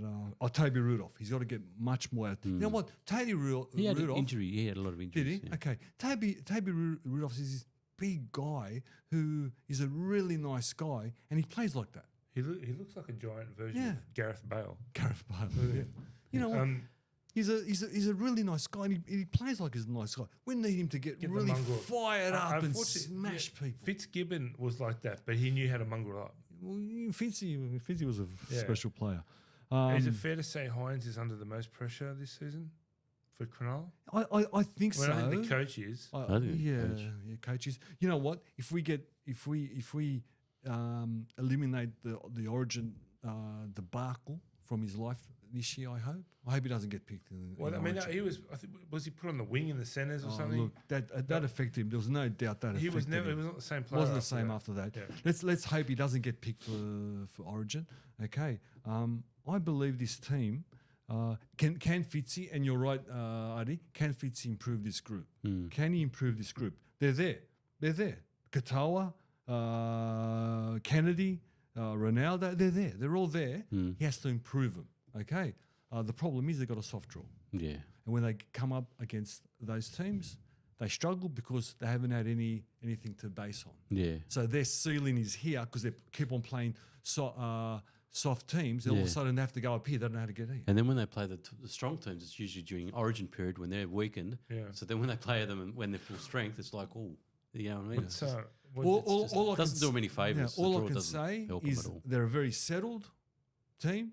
They know each other. We know that they're a top 8 team. We know they're a top 8 team. Yeah. Every year they're in the top 8. Can Fitzy get them that little bit more?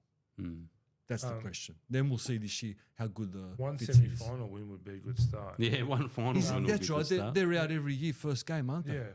Yeah. Well, second game, but four losses now in 2 years. So 2, Artie, what youngster have we got coming out of the Shire to keep an eye on? Stacked. You know, it's funny. One of the guys that you've got to look out for is Michael Gabriel. Yeah. And they picked him up from the Bulldogs. Yeah. So he's prop forward? Yes. Yeah, he's a big forward. Yeah, Yeah, yeah. so Uh, halfway Gould. Yeah. Pathways Gould. I don't know why Phil did that. He swapped him for all those Cronulla players he got over. He gave one of Gabriel for Yeah. all of those youngsters That and sounds like a nothing pretty but good money. deal. Yeah, but this kid, he's only 19, but he's a man mountain. But didn't you just say earlier the Bulldogs are struggling in middle forward? Yeah, that's what I couldn't work out. So let's understand. Let's flip one out and get 3 utilities instead. I don't understand why. Flip one out. Because they've had him in the system. Yeah. They've you know what? Actually, You're right. Actually, can I just say something? Fitzy asked for him. Fitzy asked for Gabriel. Yeah. And Yeah, no, I agree. I wouldn't have got rid of him. We need middles, and he's something they've had since 15, bringing him up. So I don't understand. He's a humongous unit, and he's very athletical, and he's very quick for a front row. But there you go. They're going to benefit from it. The Cronulla's going to benefit from it. let's move on to George's favourite team, Newcastle, the Knights. I do like him now. What a weird season they had. We talked about it. We spoke about it last week. So with a spine of Ponga, Brady, Hastings, and Adam Elliott, is that what it's going to look like? I mean, last year we started with the experiment of Kalen Ponga at 5'8". That was scrapped and he was moved to fullback, right? So I'm pretty sure they're going to start with him at fullback this season. Yes. Okay. Yes. I've got a problem with the halves pairing because I think we're really underrating the Sledger. Yeah. What's his name again? The Sledger. Gamble. Tyson. Gamble. I think we're underrating him. He's not even on the bench potentially. I think we're underrating him. I think he's not only a Sledger. I think he plays football. I think he can pass the ball really well, and the sledging is just a bonus. Hastings definitely either going to be 6 or 7. You come in, you can play him at 13 if you want as well. And Cogger showed last year that he's a class act and he's gone back home. I've got a problem there, but beside that, I mean, Ponga, Marju, an aging Gagai, Bradman Best, who's at his best at the moment. And he's going to extend if he hasn't already. He's already. Yeah. He's already. I think he's a extended. gun centre. Don't worry. Yeah. He's not that old. He's young. Bradman Best. No. Bradman Best. No, he was I talking said about Gagai. Gagai. Oh, okay. aging, Then you mentioned aging. Best after that. Oh, he best is at his best at the Yeah, moment. he's He's, gonna be he's some best, of his yeah. best rugby league, and obviously, let's wait and see because that lethal left hand side is going to have. I heard Carl Piss-Paul in it. They're not going to put him on the right. They're going to put him on the left with Ponga He's and the with English Best. import that you Yeah. spoke about last Yeah. week. What about the other guy, Will Pearce? Whatever. Okay, so I saw him in the Price. I saw him in the trial matches, and he played winger and a little bit of fullback. The first 10 minutes, I was really worried about him, but then all of a sudden, he started running these really weird Super League lines, but it worked. It worked. He's going to be put in the Reggies. I heard today that they're going to put him in the Reggies, but they got a very big high expectations for him. They really like him, and he can play 5'8" at a pinch. He can play in the centres at a pinch. He can play lock. He's a big boy. He can play a lock, but his preferred position is fullback winger. He make no mistake. In Super League last year, he was a superstar. He was a star. Make no mistake. He was in the centres. Make no mistake. But I think he's so unorthodox. That's what's going to make him dangerous because it's looks that the defenses haven't seen yet. Sorry, the defenses haven't seen that type of running and those type of lines. And he's of course people around him have to get used to it. But I can't wait to they put in Kai Piss-Paul in the team. I could argue he's going to be in good company because there's a lot of players in that team who have seen quite a few lines. Well, Who's under the most Kalen. pressure, Arthur? Who's under the most pressure? That's a good question. Wow, I've got to think about that one. I'd have to say the halves is going. They've got 3 good halves, so I think all of them are going to have the blowtorch on them. You've got Tyson Gamble, you've got the control freak, Jackson Hastings, and you've got Cogger. So they'll be all vying for the 2 spots. So each one of those, I'd say, would be under the most pressure. George? I'm not sure, but looking at the team, I think some of the forwards might be under pressure. Safidis? Yeah. Because Both of them? Or- I think both of them because they don't have a complete season of consistency. Gee, they can be good. They can be so good. When they're good, yeah, they're good. yeah. But they need, if they're going to do a little bit more than they did last year, they need to have a consistent season. Okay, and let's not forget Fritz Frizzell. Oh yes, Outstanding He was season great last year. Fantastic. Let's not forget Jed Cartwright they brought over. Yes. Okay, another quality player, and Phoenix Crossland Oh, coming on brilliant. at dummy half, one of the best dummy halves last year in this team. Look, I hope that they can build on what they did last year because, gee, weren't they exciting to watch? Yeah. Weren't they good to watch? Oh, fantastic. You know what I mean? And as you said last week, if Ponga has half a good season, he'll have another. Yeah, he will. Another He needs half. another Dalium around his neck. What baby Novocastrian are we going to be looking out for? The guy we're going to look out for there is the guy that mentioned before, Kaipis Paul, who came over from England. He's only 19, isn't he, George? Or Is he that young? 21. 21. Wow. Yeah, Okay. he's 21. Okay, Yeah. he's 21. Yeah. But yeah, he's a very young fella, out from England, so he'll be out there to. They actually impress. missed it. They actually missed him on Sunday morning. He sits outside of the 5'8". I forget his name now for Wigan. What's his name? The 5'8" for Wigan. Bevan French. Yeah, he sits outside of French. Okay, and what French gives him the ball, then French doubles around him. Yeah. Okay, and what you see him on television or we see him live, he's a very tall, sort of gangly. Yeah. Seen him. He's So fantastic. he can play in the centres. I heard that he's probably going to more like be a loose sort of forward centre sort of player. So it's going to be what I hear again. I could be wrong. He's going to be on the left hand side. Outside of him is going to be Best. Behind him is going to be Ponga. On the other side is going to be Hastings. He's going to be in the middle running lines. So when I heard that, it excited me to no end. You know what I mean? Yeah.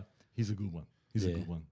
So sorry, boys. I obviously messed up the finishes before, but that's okay. So That's we skipped the Raiders, who came in at 8th. Go the Raiders. Sticky's got his work cut out for him this season. He's got his work. The spine looks like it'll be Savage, Wolford, Fogarty, and Corey Horsburgh. Lost a lot of experience, eh? They've lost Whiten and what's his name? The centre. They lost Croker. So they've lost two That's right. Yeah. golden boys of the Raiders. Goal kicker. Yeah. So they're bringing up a new team, and that's what I'm looking at this year. They're the new Canberra. We're going to see a lot of youngsters this year. I saw them in the trials, and I thought they looked quite good. The youngsters that came on, They're very good. they're going to surprise a lot of teams. Ricky's been stockpiling for the last 3 years of youngsters, but just this run on team. Adi's going to tell us a player to look for. I don't believe Savage will end up at fullback. That's what I don't believe. Savage will end up at fullback. Timiko's got a big future in front of him. Yeah, he's great. And the pressure for me is on Fogarty. It's his team. Yeah. It's his team now. Jack's gone. He's the one who's got to step up. He's always been a little bit short. He's got to step up. An agent, Papa Licky. I know you love Hudson Young. I'm not going to say no. Now, Morgan Smithies. Yeah, tell me about him, George. I'll tell you about him. The Wigan boy. He's a front rower. He's a front rower. Now, I don't understand why Ricky brought him to Canberra, because these type of players, I think we've got a lot in this country. But he's big, he's strong, he's mean. He's got a offload, and he's one of those quicker front rowers. Yeah. Okay. What I like is mean. So he fits in this Canberra pack. But I actually don't believe this team. I think they're specials for the spoon. You really think so? Yeah, I do. I do. Well, what do you got here? So we've got an improving Bulldogs. We've got an improving Tigers. Okay. Okay. We don't see any improvement here. I haven't seen any improvement Who here. do you think is their buy of the off-season? Good question. Well, they've got Zach Hosking's one of them. Yes. Simi's Zach Hosking. successor guy, and they've got the Morgan Smithies guy that you spoke about, Yeah. and Ko Weeks from Manly. So they're their full buys from other clubs that they've brought in. If you had to pick one, George, Hosking? yeah, you'd have to go Zach Hosking. Yeah. Who's the player to look out for this year? Timika. Yeah. Timika Rips. What's happened to Savage? He's dynamic. When he started, was he injured last year or was he just dropped? No, I think he had some injuries and maybe suspension. He got injured at the start of the year. Then Ricky's stubbornness didn't bring him back in because Rapana was at the back and at 35. Rapana was at the back, so Ricky being stubborn didn't bring him in. He should start off at Let's not fullback. forget Ricky's son's in the picture now as well in the mix. Yeah. Oh, really? He's a 5'8" halfback. Okay. Yeah, but it'll probably put him at. He came on the wing in the first trial. Did he? Yeah. I was going to say they'd probably put him at dummy half, but he put him on the wing. Wow. Apparently he's very versatile. Yeah, he's versatile. He plays everywhere. He doesn't look like Rick. Doesn't look a bit. Would like he be the youngster to look out for Chevy the Raiders? Stewart? Or Chevy Stewart. Yeah. He should play. He's the one. He should play fullback. yeah, He's a He's fullback. dynamic. Is No, youngster- that's not the youngster, is it? No, he's not a youngster, but he played last year a little bit. But he's dynamic. What youngster can we? He's a look at? youngster. No, that's the guy. That's the guy. the guy, Chevy yeah. Stewart's the guy to look out for. He's the So youngster. make no mistake, Nicola. But is he Ricky Stewart? Which one's Ricky Stewart's? what's his name again? What's his name Oh, I again? forgot now. Yeah. Jed Stewart. Okay, so it's not Chevy Stewart. Oh no, it's not. No, it's Chevy not. Chase. In saying what I've said, Ricky's been stockpiling for the last 3 years, and in the this year he'll filter the youngsters through. And next year, they'll be ready to make not a tilt, but ready to improve. And how much he can improve them, I don't know. But he's got a whole bunch of the youngsters coming through. Now, if you're telling me that Corey Horsburgh is one of their stars, well, you got problems already for me. You got problems. The already. cat. You don't like him, eh? I don't like him. I like Hanson Young. I'll pay Hanson Young. Okay. They've got the best player, Joseph Tupanay. I actually like Tapano he's as the well. best, I man. like Tapano as well, but he's great. no one mentions them. They'll say that this Horsburgh cat guy is the cat as we call him is the superstar. Well, I disagree. So moving along to the New Zealand Warriors, Oh. I think they finished fourth, right? Yeah. The spine with Chance Nickel Clockstead, Wade Egan, Sean Johnson, and Tohu Harris. Oh. Hey, RTS is back. RTS is back. I'm looking forward to that. That's gonna be RTS good. I is love him. back, He's great. and he's looking good. He's good. And He's good. what do you guys make of Andrew Webster's second season at the helm? What are we expecting from that? I think it will be similar to what we had last year. I don't think it will get worse. Jeez, he he's was actually Really good, improved wasn't the he? He was team too. impressive, yeah. I think he'll improve. He brought Capewell. He brought Capewell, which is a great signing, and Tavasa Sheck, and he brought the poet Chanel Harris Tavita. So the poet, I'm telling you now, the poet is going to be a revelation. he is. He's going to He be was a always a good player. You guys just named three. Who's the player of the season? Oh, sorry. No, because they're all three. RTS. Yeah, RTS. like, out of all RTS. three players, RTS. it has to be him, doesn't it? Yeah. He looks so good in the trials. I mean, Kurt Capewell's a really good pickup too. Kurt, Yeah. you know why he's good? Because he's an experienced campaigner. He's won a competition. He's been in grand finals. He was in lots of different systems. Yeah. And he can really value add to this team. Okay. And he's got Jackson Ford next to him, Mitch Barnett. If you look at his Wade Egan. If you look at his Kurt Capewell's progression of coaches, came from Ivan Cleary. Mm-hmm. Then he's gone to Walters, Mm-hmm. and now he's gone to Webster. Who's Back to a Cleary Yeah. system, yeah. so it's interesting. Yeah. I think this team will improve. I think they're saying that everybody's telling me that they're going to miss the 8. I disagree. I think they'll make the 4. Who's under the most pressure in his team? Oh, I don't think anyone's under pressure in this team. Someone's Sean gotta be. Johnson. I mean, the pressure just comes with it. Sean Johnson is under pressure, but I'm going to say he's going to win the Dally M. He should have. He's under pressure. He should have won it last He year. should have won it last year. But let's look. Give it the Ponga. I'm swallowing my pride. Give it the Ponga. He was outstanding. Sean had a whole body of good last year. It was good to see. But, okay, I think he's got unfinished business, Sean. Yeah. And if Sean plays 3/4 of what he played last year, they'll be top 4. Yeah. Okay, but he's under pressure. Who's the player to look out for? For me, RTS? I would say RTS. Yeah. RTS. Absolutely. The poet. Having him back The poet. is got to be good for rugby league. Hey. Fanil Blake. Fanil Blake. Yeah, forgot about one of him. the best forwards in the game, Mm. if not the best front row. Yeah. Oh, Junior no. Kiwis, Artie. The junior Cooper, they're stacked, Stacked. as always. They're They're always stacked. Stacked. But there's a guy named Ali Leo T. They're always hard to pronounce, the Kiwi names. Back So it's row. Ali Leo Taua. Back row? It's a back row, Oh, mate. Yeah. he's so good. He's a Remember very good Ali player. Titi? Yeah. Exactly like him. course. A very Titi. a big unit, Yeah. but very mobile. Offload. Yeah. Very quick, very powerful, something like that. But like a fit version of Ali Yeah. Titi. Mm, Very absolutely. good, bud. Very good. Yeah. Top four. Moving on to the Melbourne Storm with a fit Pappenhausen Yes. at Yes. fullback, Grant Hughes and Kama Chameleon, Kamakalia. Kama Kamithia. Something like that. What do you guys think about that? That's a pretty serious looking spine there.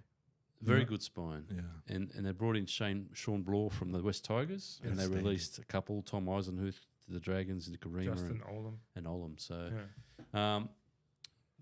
the Storm, they don't have too many quiet seasons.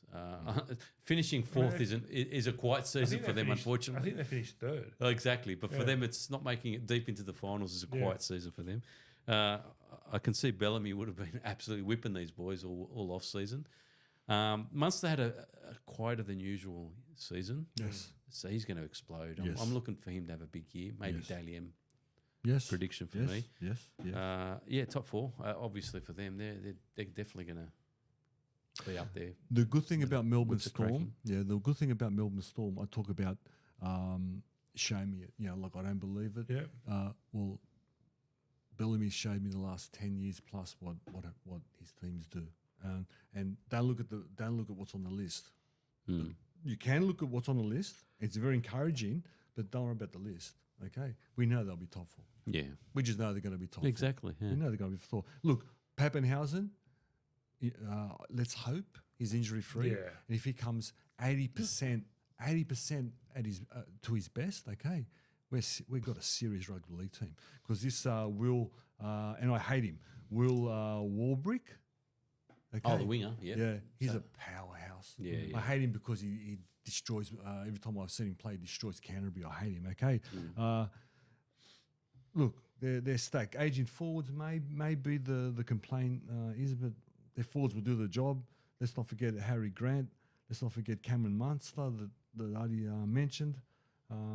They're top four. Artie, you mentioned Superstar. Sean Bloor. Is he the pickup of the season? Well, yeah, that's the only Well, one then- they picked up. So Yeah, but he's a quality. he's a good forward. Yeah, Well, he's had a Came lot from of Penrith, injury. didn't he? Originally? No, No, Tigers. No, before the Tigers. He went from Penrith to the Tigers. Oh, did he? Okay. I'm pretty not sure, yeah. But he had a lot of injury problems, unfortunately. So that's why you didn't see much of him at the Tigers. Yeah. But quality player, for sure. Who's under the most pressure there? It's not Pappenhausen. No. Well, I would say Munster. Monster. Yeah, he had not a bad year. He didn't have. No, he never has a bad year. But By let's say his standards. by his standards, he had a normal year. So if he has another normal year, we'll start talking. But I feel that he'll have an outstanding. maybe the role model. You reckon? I reckon the role model, which is Nelson Nelson Silamona, the guy that never gets suspended. So for solid. You He's reckon? He's the actual role model because everything he does is perfect. What about Christian Walsh? Yeah. Maybe. No. He didn't have a. He had an indifferent year last Yeah, year. but Nelson was a bit. I don't know, man. He didn't have his best year. He didn't have his best year because he didn't have his partner in crime. Yeah, exactly. Yeah, he's having to learn without the. The law firm there. Yeah, exactly. Juniors to watch? Juniors to watch. This is the best junior I reckon out of all. Melbourne have got an absolute gun. His name's Sua Fa'alogo. We saw a bit of him in the back end of the season. The guy's dynamic. He's got the speed, the power, the vision. He's just a really, really special player. Where do Melbourne find these guys? Because I think they realised after two. He wasn't signed for next year, but as soon as he played a couple of games, mate, quick to keep him long term. So he's one to watch for me. Sua Fa'alogo. He's a fullback. And he can play in the halves too. So He's very good. very, very good player. So then we had two teams finish equal first, but obviously Penrith finished first with the for and against. So the Broncos came in second, and we're looking at Walsh, Walters, Reynolds, Carrigan, Haas. I'm worried about them because they've lost Me too. Copewell, Farnworth, Fegler, and Palisai, who all played massive roles in that whole season. Yeah. And they replaced them really with They got Fletcher Baker from Sydney Roosters. He's a good player. And a guy named Jaden Hunt from St George. Not a bad player, but he really didn't set the house on fire. But they lost 4 quality players. Yeah. So I'm tipping him, to be honest, I'm still tipping him to make the grand final. I'm tipping a final replay. Only because of Pat Carrigan, Payne Huss. They've still got superstars across the board. And who knows who else is going to come through. The guy that's surprising us in the off-season and back end of last is Tristan Saylor. Where'd he come from? He's a massive player. Is he in the squad? He'll be in the squad for sure. I can guarantee it. So, look, I'm putting them as a grand finalist. Can Reece reproduce last year's form? Why couldn't he? I think he'll go one step better. Okay. Exactly. Okay. Yeah, that's why. Okay. Selwyn in the centres, liability. Why? Well, he's fucking liability on the wing. He's like dropping balls, reading. Now he's got to actually read the fence. He was pretty special there. I'm not saying he's not special. Yeah. But he might be a spot. Yeah. He might be a spot. Israel Man's got his money now.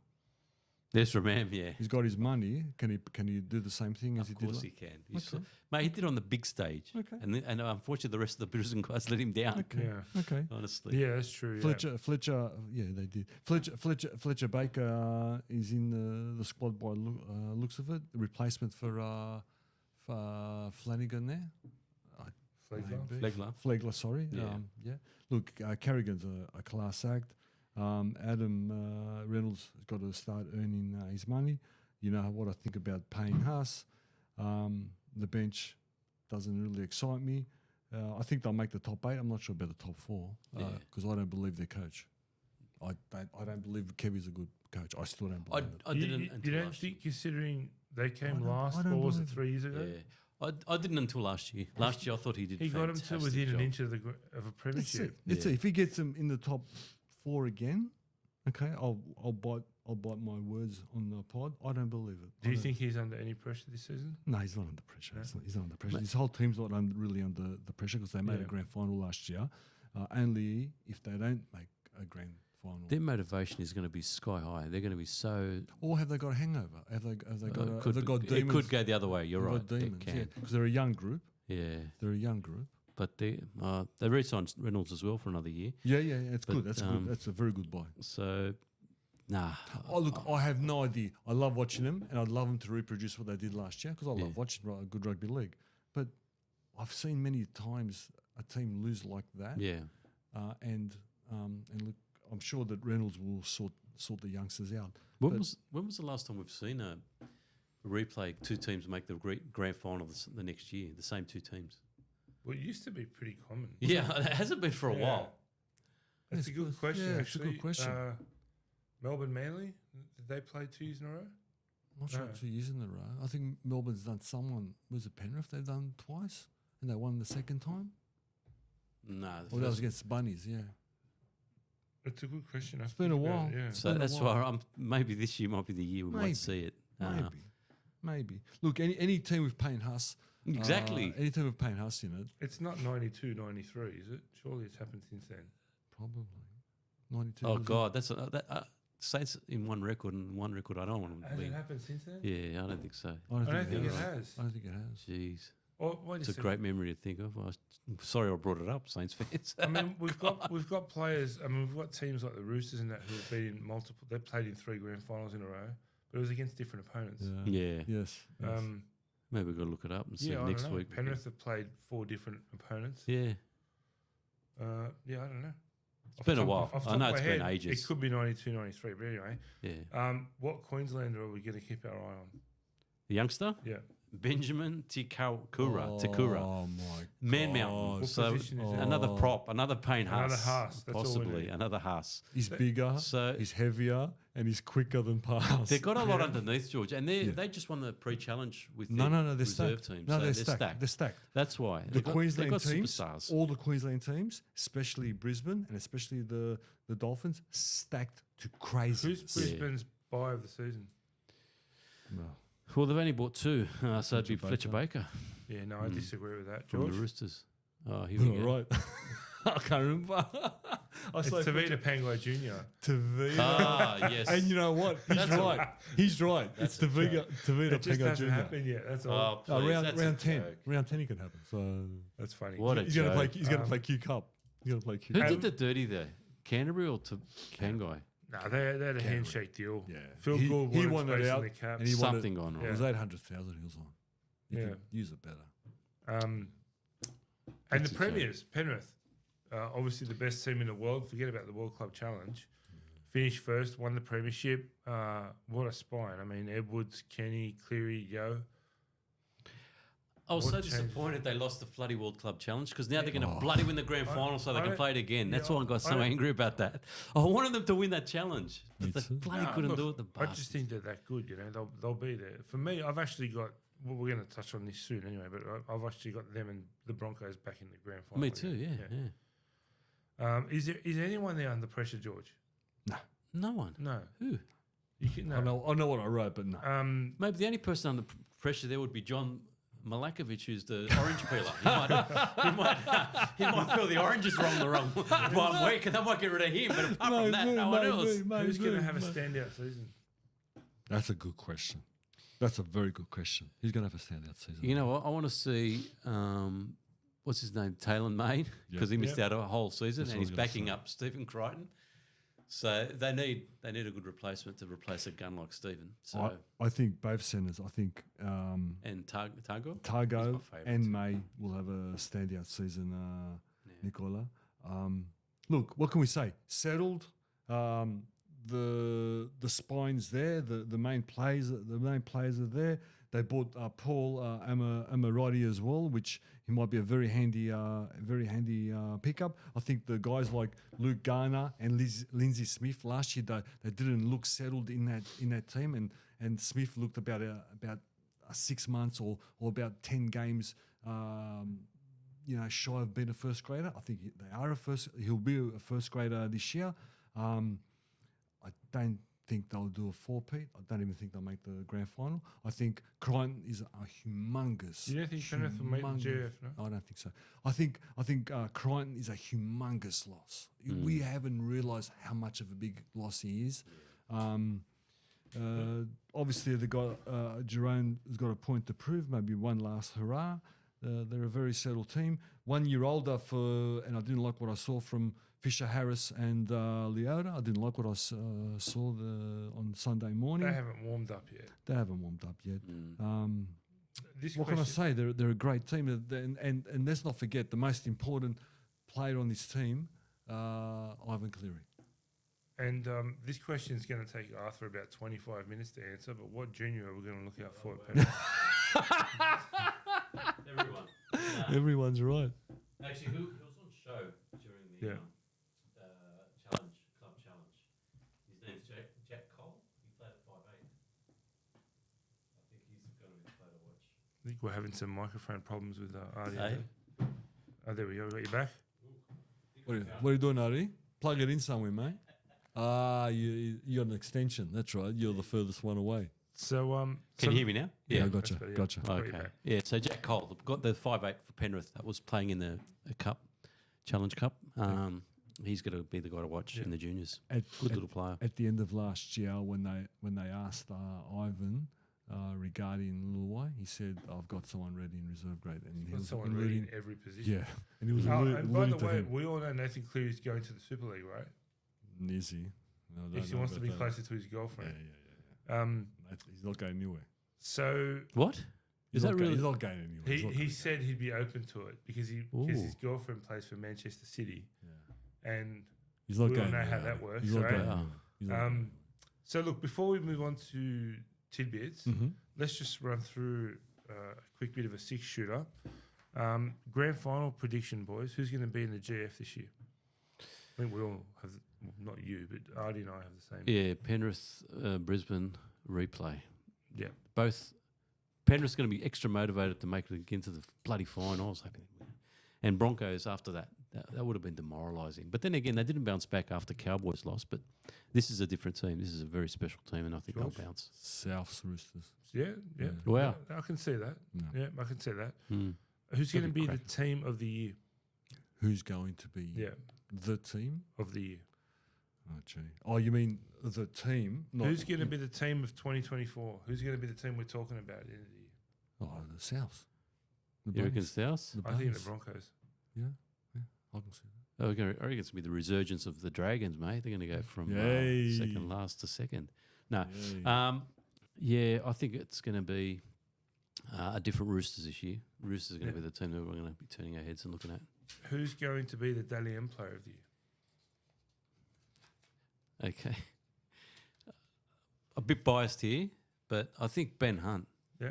I don't know. Last year, I think a lot was on his mind, and the way I saw him play, Very unsettled last year. and the way he played. I know it was just a trial, and I'm not Well, wait a one of second. those. Let me ask you about He that. just looked so good. Let me ask you about that. The try that he scored, his reaction Yeah, told me everything Yeah. about that.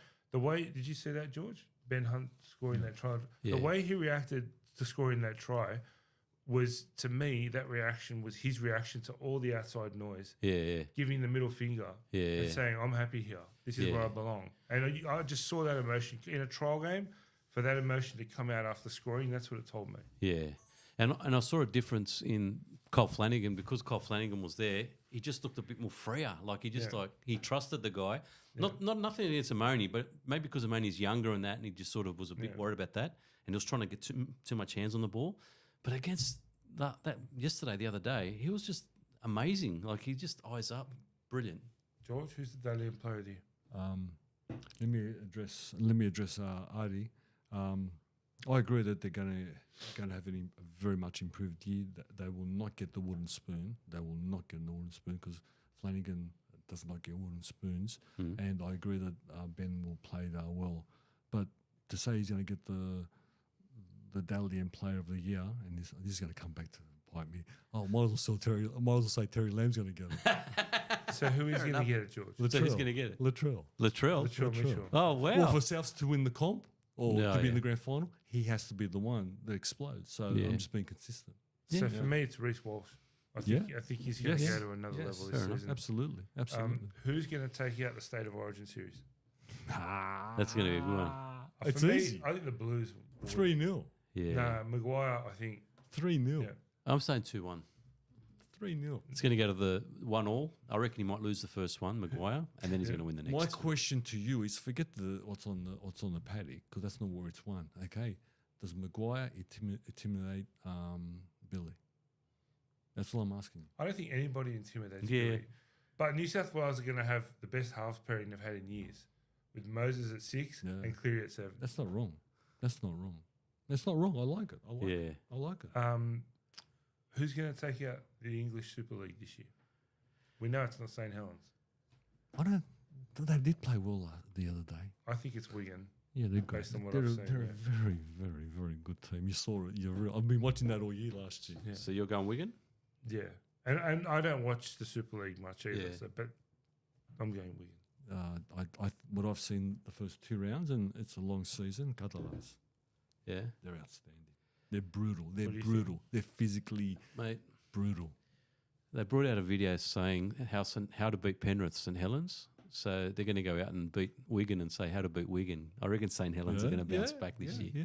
Well, They come back. they've slammed 2 teams already. So They've there you go. absolutely See? slammed. They're on a 2 mission. teams. Yeah, they are. I think there was a Slammed 2 hangover teams. last year. That's why they Yeah, they started talk very about it. slow. They so. talk about the hangover they had last year. They'll be Coming back from Australia to Super League. They always talk about it. George, you want to give us some tidbits?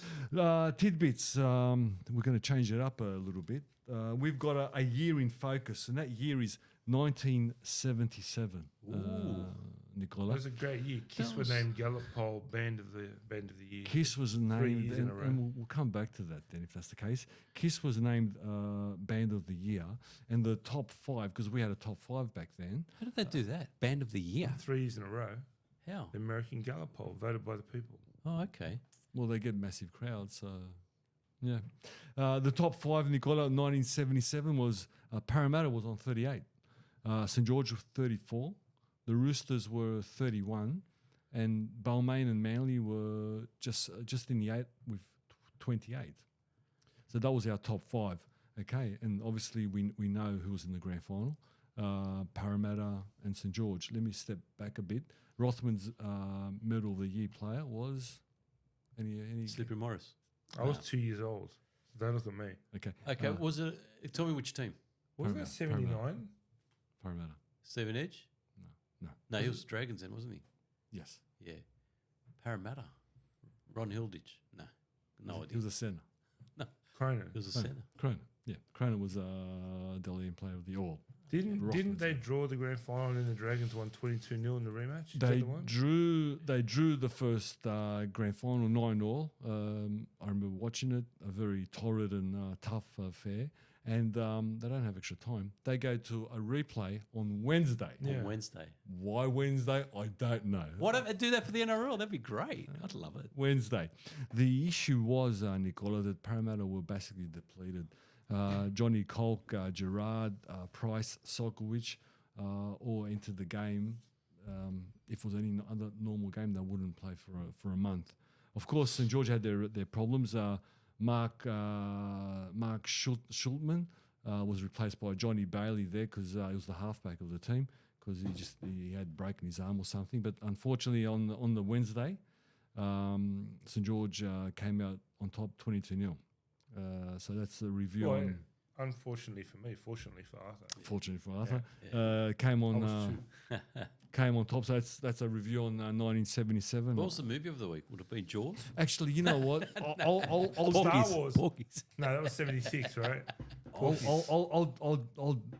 I review, I didn't think of those things. When I was just thinking of what I'll talk about. When I review years next week, I'll go Saturday movies. Night Fever. Yes, I'll review movies, music, and all the pop Can culture. I just chime in with one Yeah. thing? Like, you just Yeah. made me think. Like, we talk about, we compare eras, teams like the Parramatta team of the 80s, the Penrith team of now, And I think one team, full-time professionals with all the bells and whistles that go with that. The other team worked full-time construction jobs and trained 3 nights a week. That's right. What I a know, different amazing. time. Amazing, Yeah. amazing. What a But- different time. But when you look at the game, that's why it's transformed to Yeah. what we're watching Yeah. now. Yeah. Let's talk about health. Let's talk about health of the game. Expected revenue for this year is $701 million, with a $58 million profit for the Man of Feathers. That's Yeah. what it's predicted. He said it's bigger than the AFL. Wasn't he saying It's bigger than the AFL now. pumping his It's chest? known as bigger than AFL. The latest figures, at the end of last year, I said that more people watch the AFL than the NRL. The latest figures that we got at the end of last year, there's a big difference. NRL's much highly watched. Wow. Really? Yeah. So Jeez. there you go. Go the Man of Feathers. Don't forget the And game. now he's going to get the Americans. The game Get only him more. turned full-time professional in the mid to late 90s as well. Yeah, that's true. That's true. I told you about Stephen Crichton, so I'll skip that. Let me just very briefly touch about Super League. They're in round 2, so I'm not going to start reporting until a week or two. But this year, Nicola, we're going to follow the plight of the newly crowned world champions, the Wigan Warriors. Yep. Last year we were following the then world champions, St Helens, but this year we'll be scrutinising the current world champions. As well as the under-6 Illawarra Stingrays. As well, in my tidbits, will be there's no scores in that age group, No, but but we'll follow Nico will be giving me reports every year, and Nico every week. every week. That's Sorry, That's our every week. connection to grassroots footy. Yeah, and we might even get down and watch a game and put it on YouTube. To start the season off, Nicola, for the Super League, they've had in the first 2 rounds the highest attendance of all times. Okay, they've had, because every game now is on BBC One. Yep. Okay, their ratings have again topped out more than any other season. So I don't know what rugby league is doing right, but in both sides of the world, the southern and northern hemisphere, it's going. Have you it's heard going the rumour gangbusters. about the NRL looking at buying the Super League, Yes. becoming a majority investor, I heard about that. Yeah. majority equity holder, I should say? Yeah, I'm not sure if they want to spend that money, but Yeah. anyway, maybe, you never know. It could just be a headline to stir up the Super League, but yeah. Now, with this one, with this player in profile, it's a little bit different, and this is my last segment, a little bit different, and you're going to have to help me out because you know this guy very well. Okay. Yeah. Okay, and it's more about off the field than on the field with this with this player. Who we talking But about? Julian O'Neill. but no, we've Oh, already damn. done we've already done damn. Julian. He's got the best off field. He has, and I tamed that down. What I read, I tamed it right One down. of the greats. With this guy, and make no mistake, on field, he was outstanding as well. We're talking about Big Mark Geyer. MG. Big Mark. MG. He was born 1967 in Penrith, a little suburb called Wayland. Now, if you know Wayland like I know Wayland, if you want to know what the Bronx in Australia looks like, that's where you go. You go to Wayland. Yeah. I don't know if you I don't know if you guys have been to Wayland. I've done a job at Wayland, and I got scared when I went to Wayland. The man obviously has played for New South Wales, Australia, Sydney. He's played for Penrith, Balmain, Minor, if you remember that time. Yeah. Western Reds, and he went back to Penrith. But like I said, the real story for this man is off the field. Let me tell you how he got selected for Penrith. He was at trials under 16s, whatever it is, trials there, and he overheard one of the selectors say, "That big kid, put him in the probables." So there's possibles. Sorry, put him in the possibles. So it's possibles or probables. Okay, and he got put in the team, which the chances are you're not going to make it. He overheard that. He said something clicked in his head. He went back out. And absolutely nailed, smashed everybody. Okay, what he didn't know, high up in the grandstands was Tim Sheen's watching. Yeah. Okay, when Tim Sheen saw that 15 minutes, okay, Tim Sheen said, "I had no doubt in my mind. I put a contract in front of him and put him in the Reggies straight away." Yeah. Great player. I've got a special. You finish. No. My piece. Tell me. I've got a special place in my history for Mark Geyer, and I would love for some way, shape, or form for him to actually see or hear this. I was in year 11. Obviously, I'm a lifelong Parramatta supporter. 91 wasn't a great period, but I was in year 11, 91. Game 2, I believe it was Origin. He did that night. Yeah, can we get to that?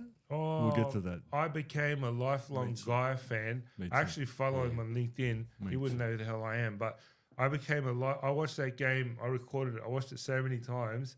He went out there, and that was also, correct me if I'm wrong, a pretty special night for Wally Lewis. Yes. Because he knew how to get under Gaia's skin and all that. But the way Gaia was dropping elbows, throwing punch, I loved it. Yeah. The shot that he put on, I think it was Paul Hoff, and then he just picked up the ball and took off. I became a lifelong Gaia fan that night. Yeah. Okay, so To this day, I'm still a fan. I can get that clip. I to get him. excited when I talk about Mark Gaia. I can get that clip to him because I know somebody who knows him very well, who lives actually 2 doors down from him. Yeah. I'll clip it, give it to him, so I can give it to Mark. I am a lifelong fan of Me too. Mark I Gaia. love So- He's both Greg great Alexander's brother-in-law as well. Yes. Yeah. Yeah. Well, let's forget about 90 and 91 then, because we know what happened. They lost one, they won one against Canberra. Oh, the result didn't matter. Wasn't that the night? I'm talking about the grand final. Sorry, okay. He was part of that, one of those tries where he picked up the ball. Yes.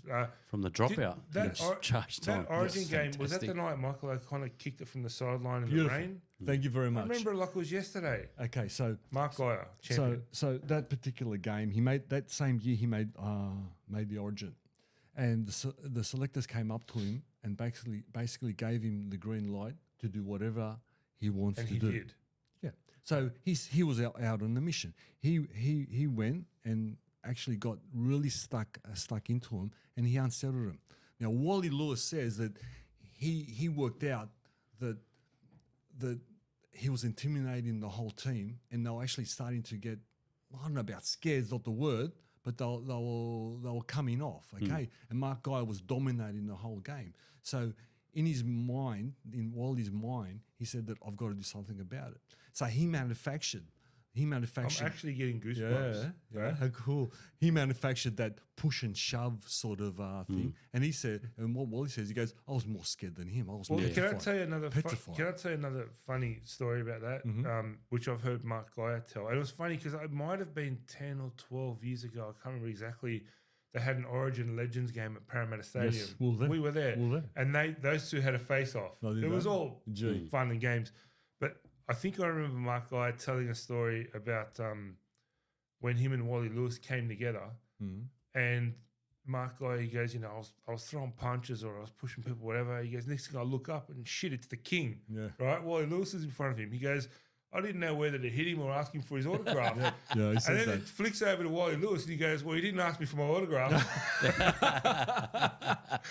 And I hope I recall that correctly. That's what I remember. But yeah. I'm getting goosebumps. Yeah, Look. what a See that? special, that moment.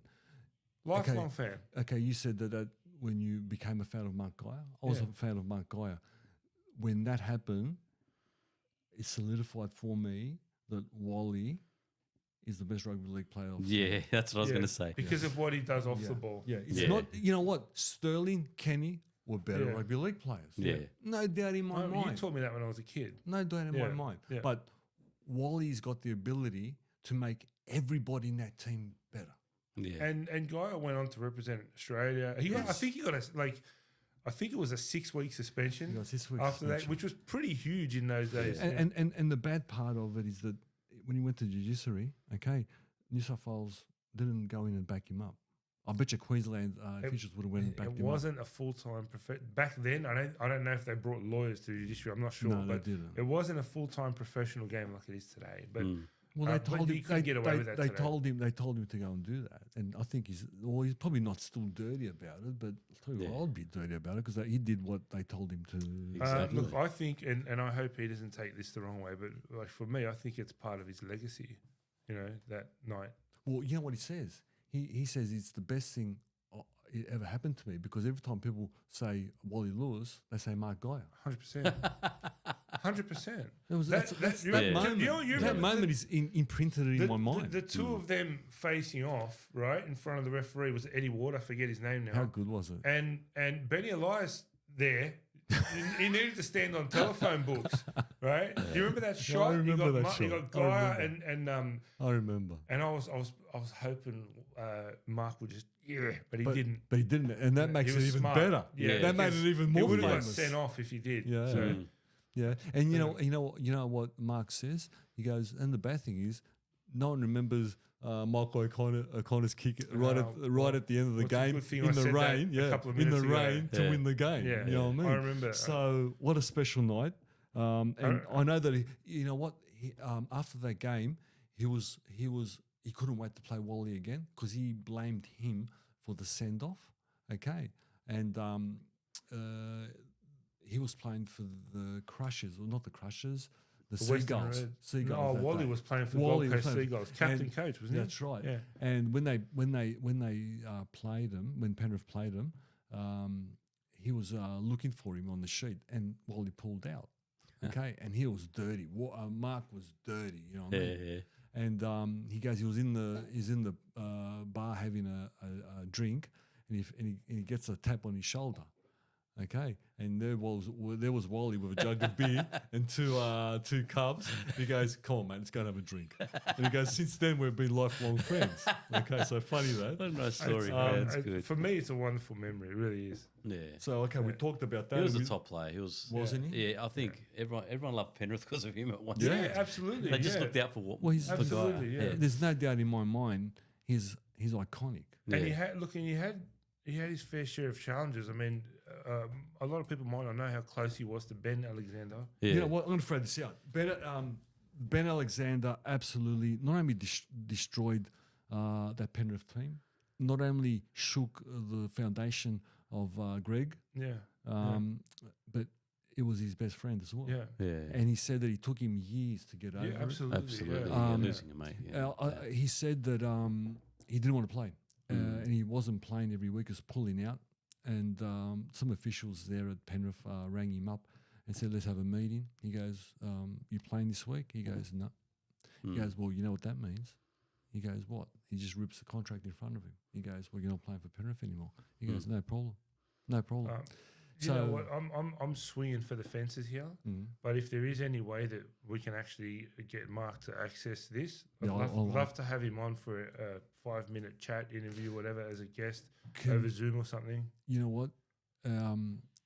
Troy had him on his platform, and I was riveted. I know. He's also riveted. I think he's opened the gym business as well. So at Penrith, I don't know if we can arrange that, but it would be great for me. I'll see what I can do. But Troy had him on his pod, and I started listening, and you know when you can't turn something off. Yeah, he's an engaging man. But do you listen to him on Triple M? I do. Yeah, I do. Yeah. And he talked about that, and I don't want to talk about that. I prefer to talk about his legacy. No, please. You get me excited. I've still got goosebumps. Yeah, no, good. And talking about MG. Man. That's exactly what I wanted. And I've gotten just points here because I was assuming, I was hoping that you guys would chip in because we were there. We had a front row seat into his career. Yeah. After Penrith. He kept on ringing his manager, and he goes, mate, his manager said, mate, you're damaged goods. He goes, no one wants you. No one wants you. He went to Balmain, didn't he? He got a lifeline. Yeah. He went to Balmain. What's his name? Wasn't Jones. Jonesy. Jones. Alan Jones got him over there. I'm really going off memory. And he said that he just didn't want to be there. Every week for training, he just made excuses. His mind wasn't right. Yeah, he wasn't right. One of the days he's driving to go to training, and he goes, he didn't want to go training, so he ran up somebody's back in the car, and he had a car crash, not to go to training. He goes, thank God. He goes, the assistant coach was driving next to me and just happened to see it. And when he pulled over, he goes, yeah, no problem, Marky. I'll tell Alan that he just didn't want him to go to training. I actually did that to get someone's phone number once. It worked in the city. That's a different setup, but I like it, Nicola. Oh, it worked, yeah. I like it. Look, he did anything to get out of training. He went to the Western Reds eventually as well. Well, what happened was he didn't want to play rugby league still. And he got a phone call from a mate of his playing for Umina. And he goes, yeah, I'll come to Umina. That saved his life. He goes, I went to Umina and it's a country town. He goes, I won't lie, I was targeted. In every run I did, I was targeted. But he got me back to earth. He got me back to earth. And then he goes, after that season finished, he goes, I got a phone call from Western Reds.